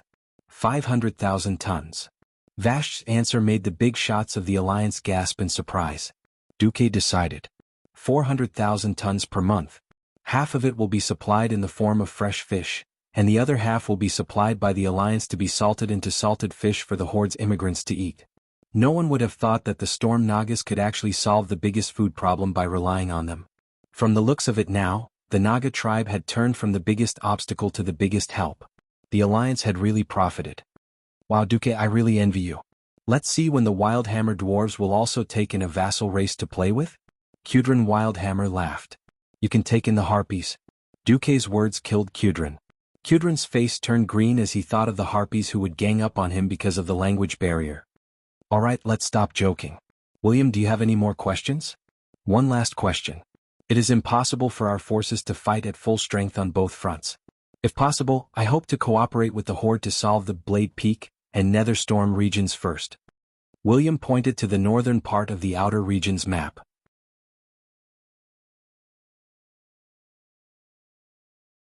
Chapter 1441. Firstly, there are fell orcs attacking from behind. Even if the Storm Nagas help us block the attack from the Blade Peak Mountain, we still can't rescue the Draenei and Kale, that's blood elves who are trapped in the Storm Fortress. Secondly, we know too little about the Moonshadow Valley. If we launch an all-out attack, the Burning Legion might ambush us from behind. Also, the Moonshadow Valley is too vast. We need 1 or 2 large fortresses as a base. Actually, William was more worried about something else. The Alliance now had flying battleships and could play with Heavenly Justice. But the Burning Legion had space battleships and could also play with demons from the sky.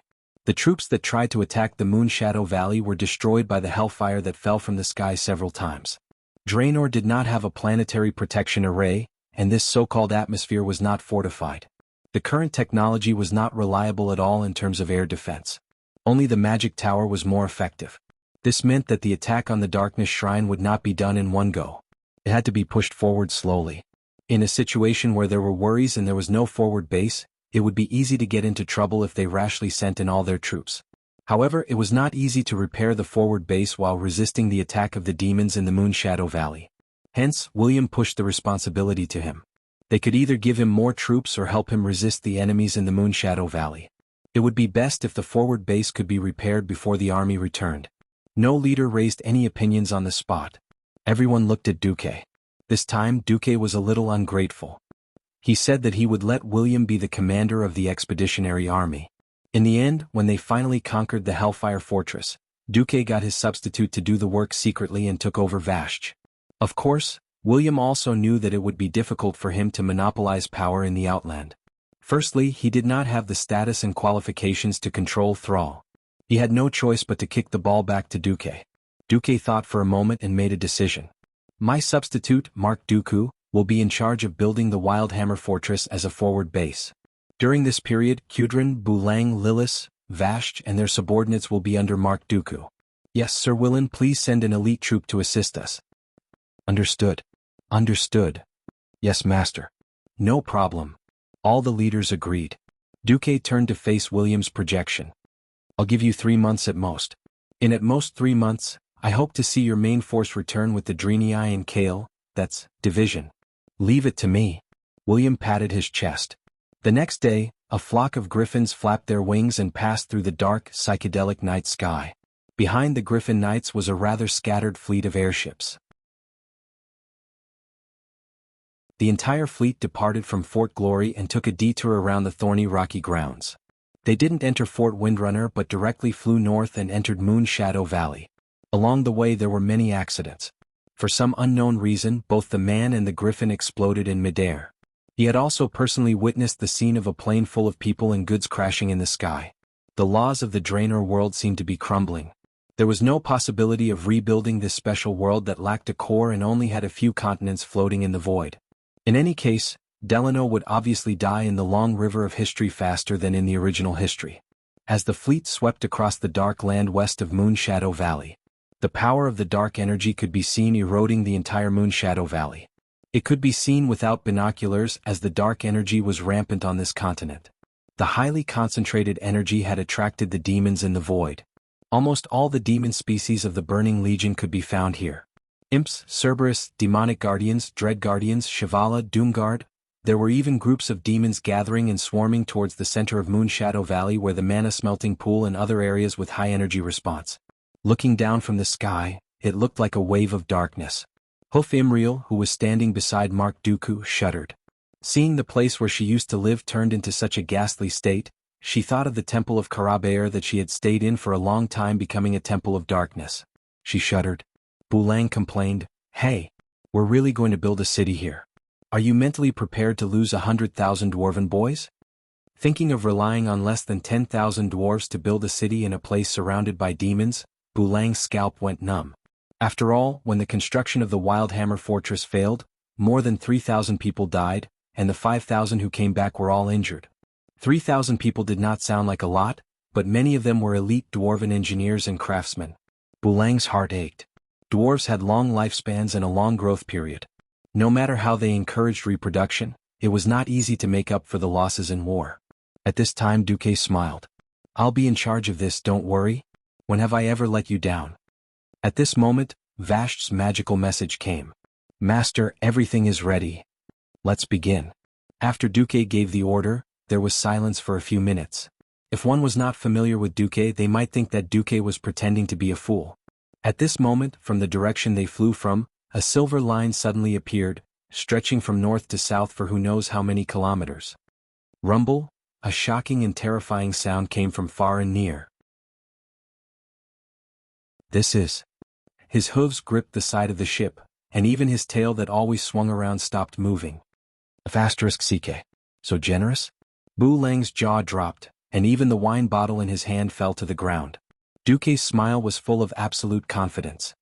"I've always been generous." It was a water line that connected heaven and earth.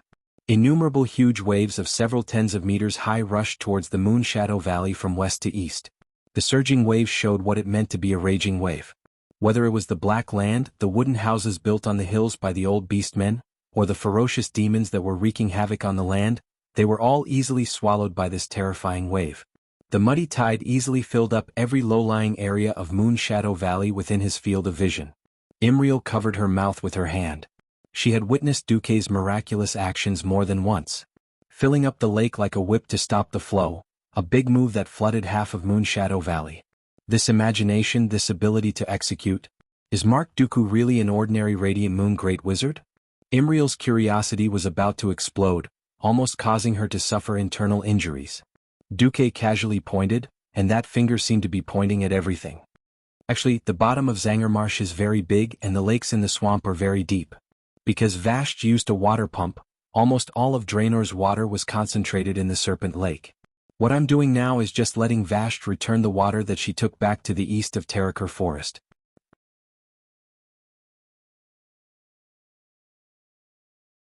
Chapter 1442. Bulang's eyes flashed. And then you get someone to blow up the higher entrance of the Moon Shadow Valley, and let the massive amount of water pour into the valley? Duque smiled.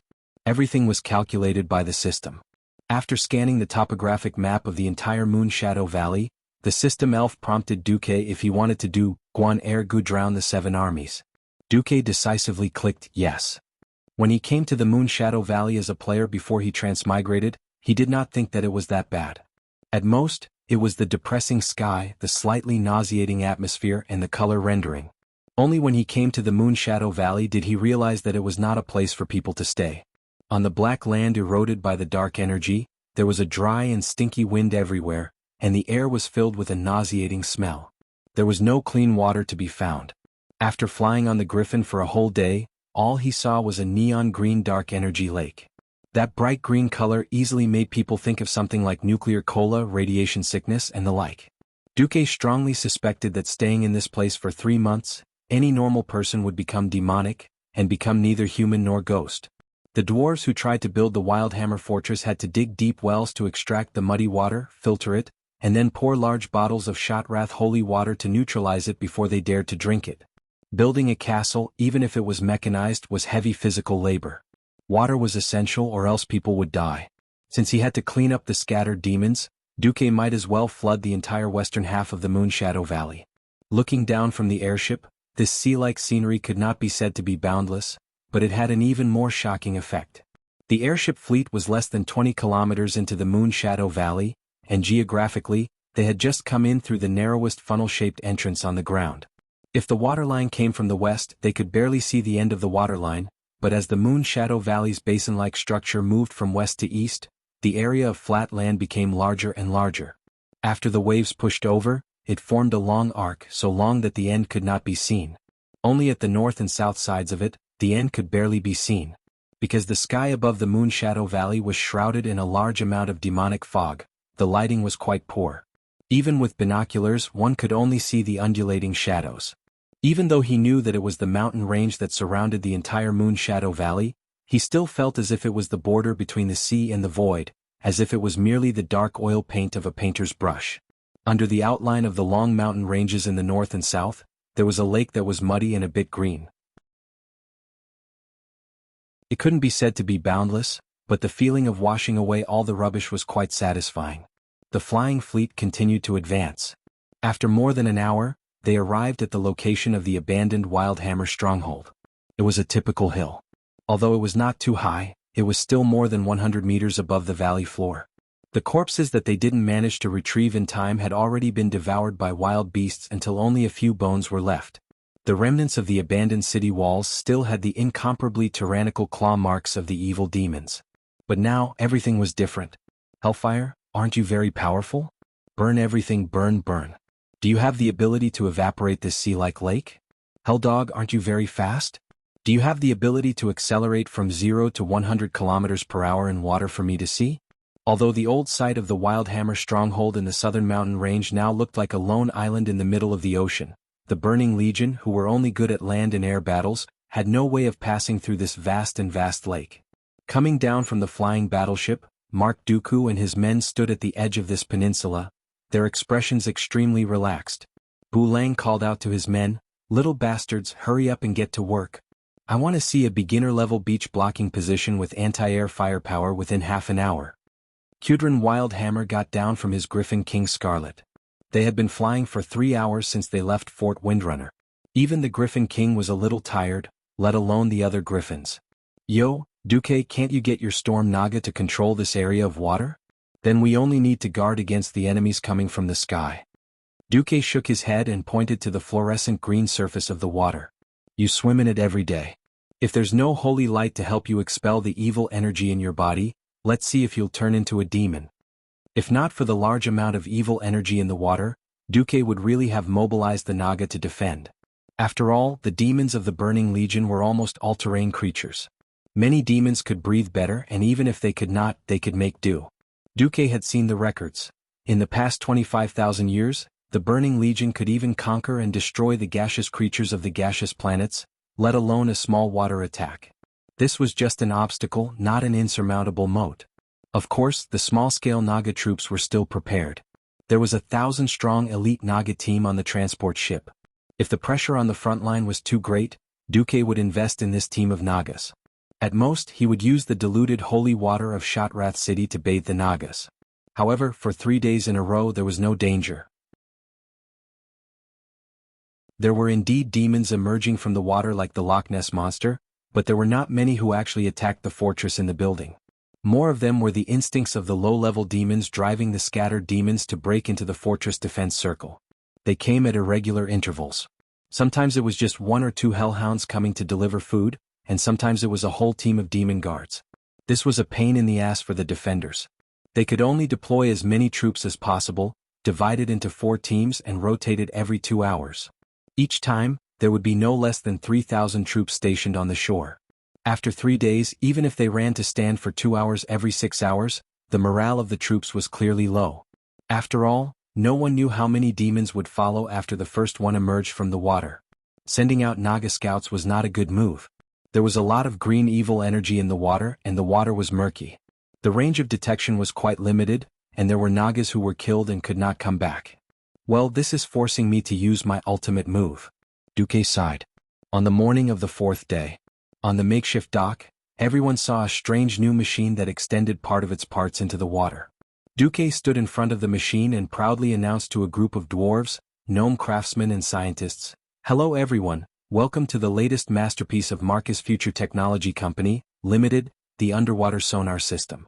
Sonar is an electronic device that uses the transmission characteristics of sound waves underwater, and through electroacoustic conversion and information processing, it completes underwater detection and communication tasks. Our new passive product belongs to the category of acoustic positioning. By monitoring the noise in the water, we can roughly determine how many enemies are coming and what their size is.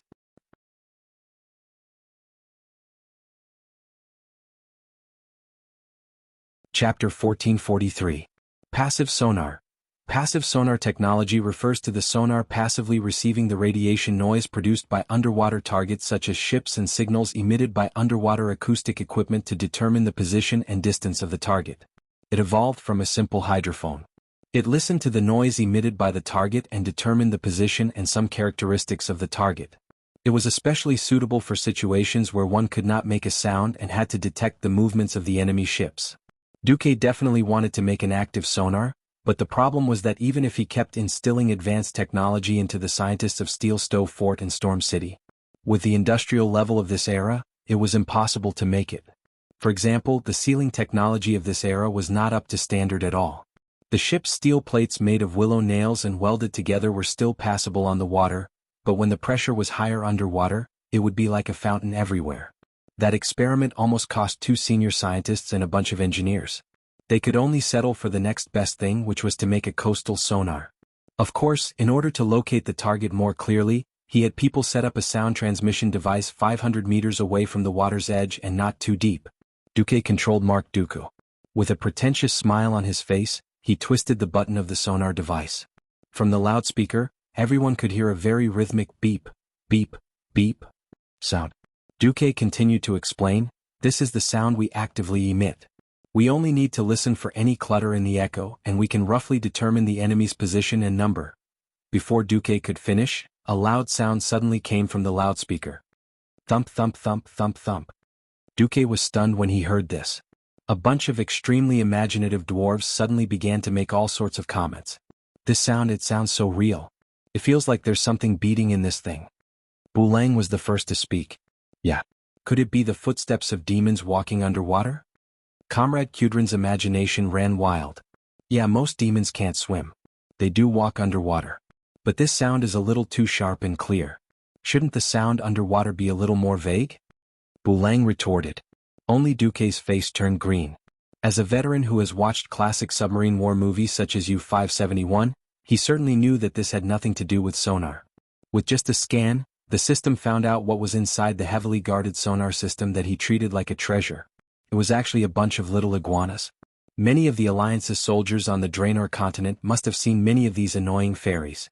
Although these palm-sized iguanas didn't have powerful attacks and didn't have strong bodies, and they looked easy to bully, they always moved in groups. It reminded you of a nostalgic species on the Azeroth continent. That's right, Murlocs. Woo woo woo woo woo woo woo. However, these fairies were not as annoying as the Murlocs. The first time they saw the iguana, they thought it was a little scary. They had the heads of frogs, sharp teeth, small eyes, rough claws with 4 fingers and a wretched figure. However, after seeing them many times on the Draenor continent and slowly getting used to it, you would realize that they were a little cute. Would be weird. Duque was furious. The sonar was his treasure. When he was not sure that Vasht was Silegia, the sonar was his ultimate weapon against the Nagas. Who dares to put a group of little iguana people in my latest invention? There was only one answer, Duque's roar resounded through the entire shore. The hoof, who was standing not far away, heard Duque's roar. How could she not know that she had been exposed? Her whole body stiffened for a full second as if she had been electrocuted. Then she shrank her head and actually wanted to sneak into the crowd and run away. The problem was that her mind was in a mess. She did not realize that she was surrounded by dwarves. She was more than a head taller than the dwarves. This stupid attempt to cover up made Duque even angrier. He immediately flashed over. "Ah!" Imriel screamed, turned around and galloped away. "Run? Why are you still running?" Duque was quick and grabbed the hoof's tail that was seriously lagging behind. The hoof's body stiffened again as if she had been electrocuted. Duque grabbed the hoof's waist and directly lifted her like a sack of rice. Someone disassembled the sonar system. First, get rid of the little iguana people inside. I will first teach this idiot a lesson. The hoof screamed. The holy light education of a Karabo apprentice made her not dare to lie. No, I know I was wrong. I saw that your big iron box was empty and thought it was useless. It just so happened that Han Lin had pissed me off last time, so I wanted to give him some little iguana people. I really did not want to destroy your important new equipment. Who knew that Duke would get even angrier? Your King prank destroyed the latest invention of Marcus Future Technology Company Limited. Begging for mercy is useless. This time, I must teach you an unforgettable lesson. Duque strode forward with the hoof on his shoulder and rushed into an empty storeroom by the shore. He sat down directly and pressed his knee against the hoof's lower abdomen. He grabbed her tail and fiercely spanked her butt. No, don't spank me. Or cried. She really cried. She had never been spanked in her entire life. Beside the storeroom, everyone was speechless. What was up with this combination? Even the Drenii garrison officer did not know what to say. They had also seen the advanced technology of the Alliance. To the Drenii universe, the technology of the Alliance was very basic. The problem was that the Drenii's own technology had been lost in the 25,000 years of escape. Because Drenii scientists had died in various accidents, most of the knowledge and technology had been lost. Many of the machines did not even know how to use, so their most reliable weapons were warhammers and holy light. Under such circumstances, being spanked was already a small punishment for their contact who had destroyed the advanced technology of the Alliance. According to the military law of the Alliance, if this Mark Dooku wanted to kill her, they would not know how to plead. 5 minutes later, Duque came out angrily, followed by a hoof who was covering her red and swollen butt. Do you still dare to mess around? Duque asked angrily. Sob, sob, sob. The hoof was crying. I'm asking you a question. Sob, sob. I don't dare anymore. The hoof looked aggrieved, like a young wife who had just been harassed by a hooligan. At this moment, Duque still did not know that because he had spanked the hoof had actually covered her, but every time she saw him, perhaps in the hoof's eyes, the word, hooligan, had already been carved on Mark Dooku's forehead, and it could never be washed away.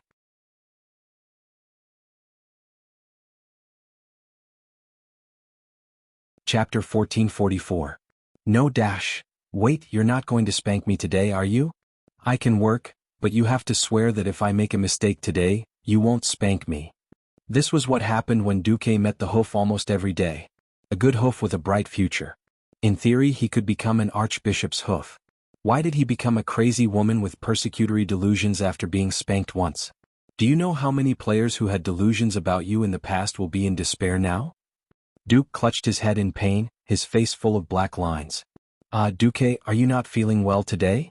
The hoof came over to ask Duque with concern, still clutching his butt. What the hell is this? Are you doing this out of kindness or to piss me off? Or to piss me off out of kindness?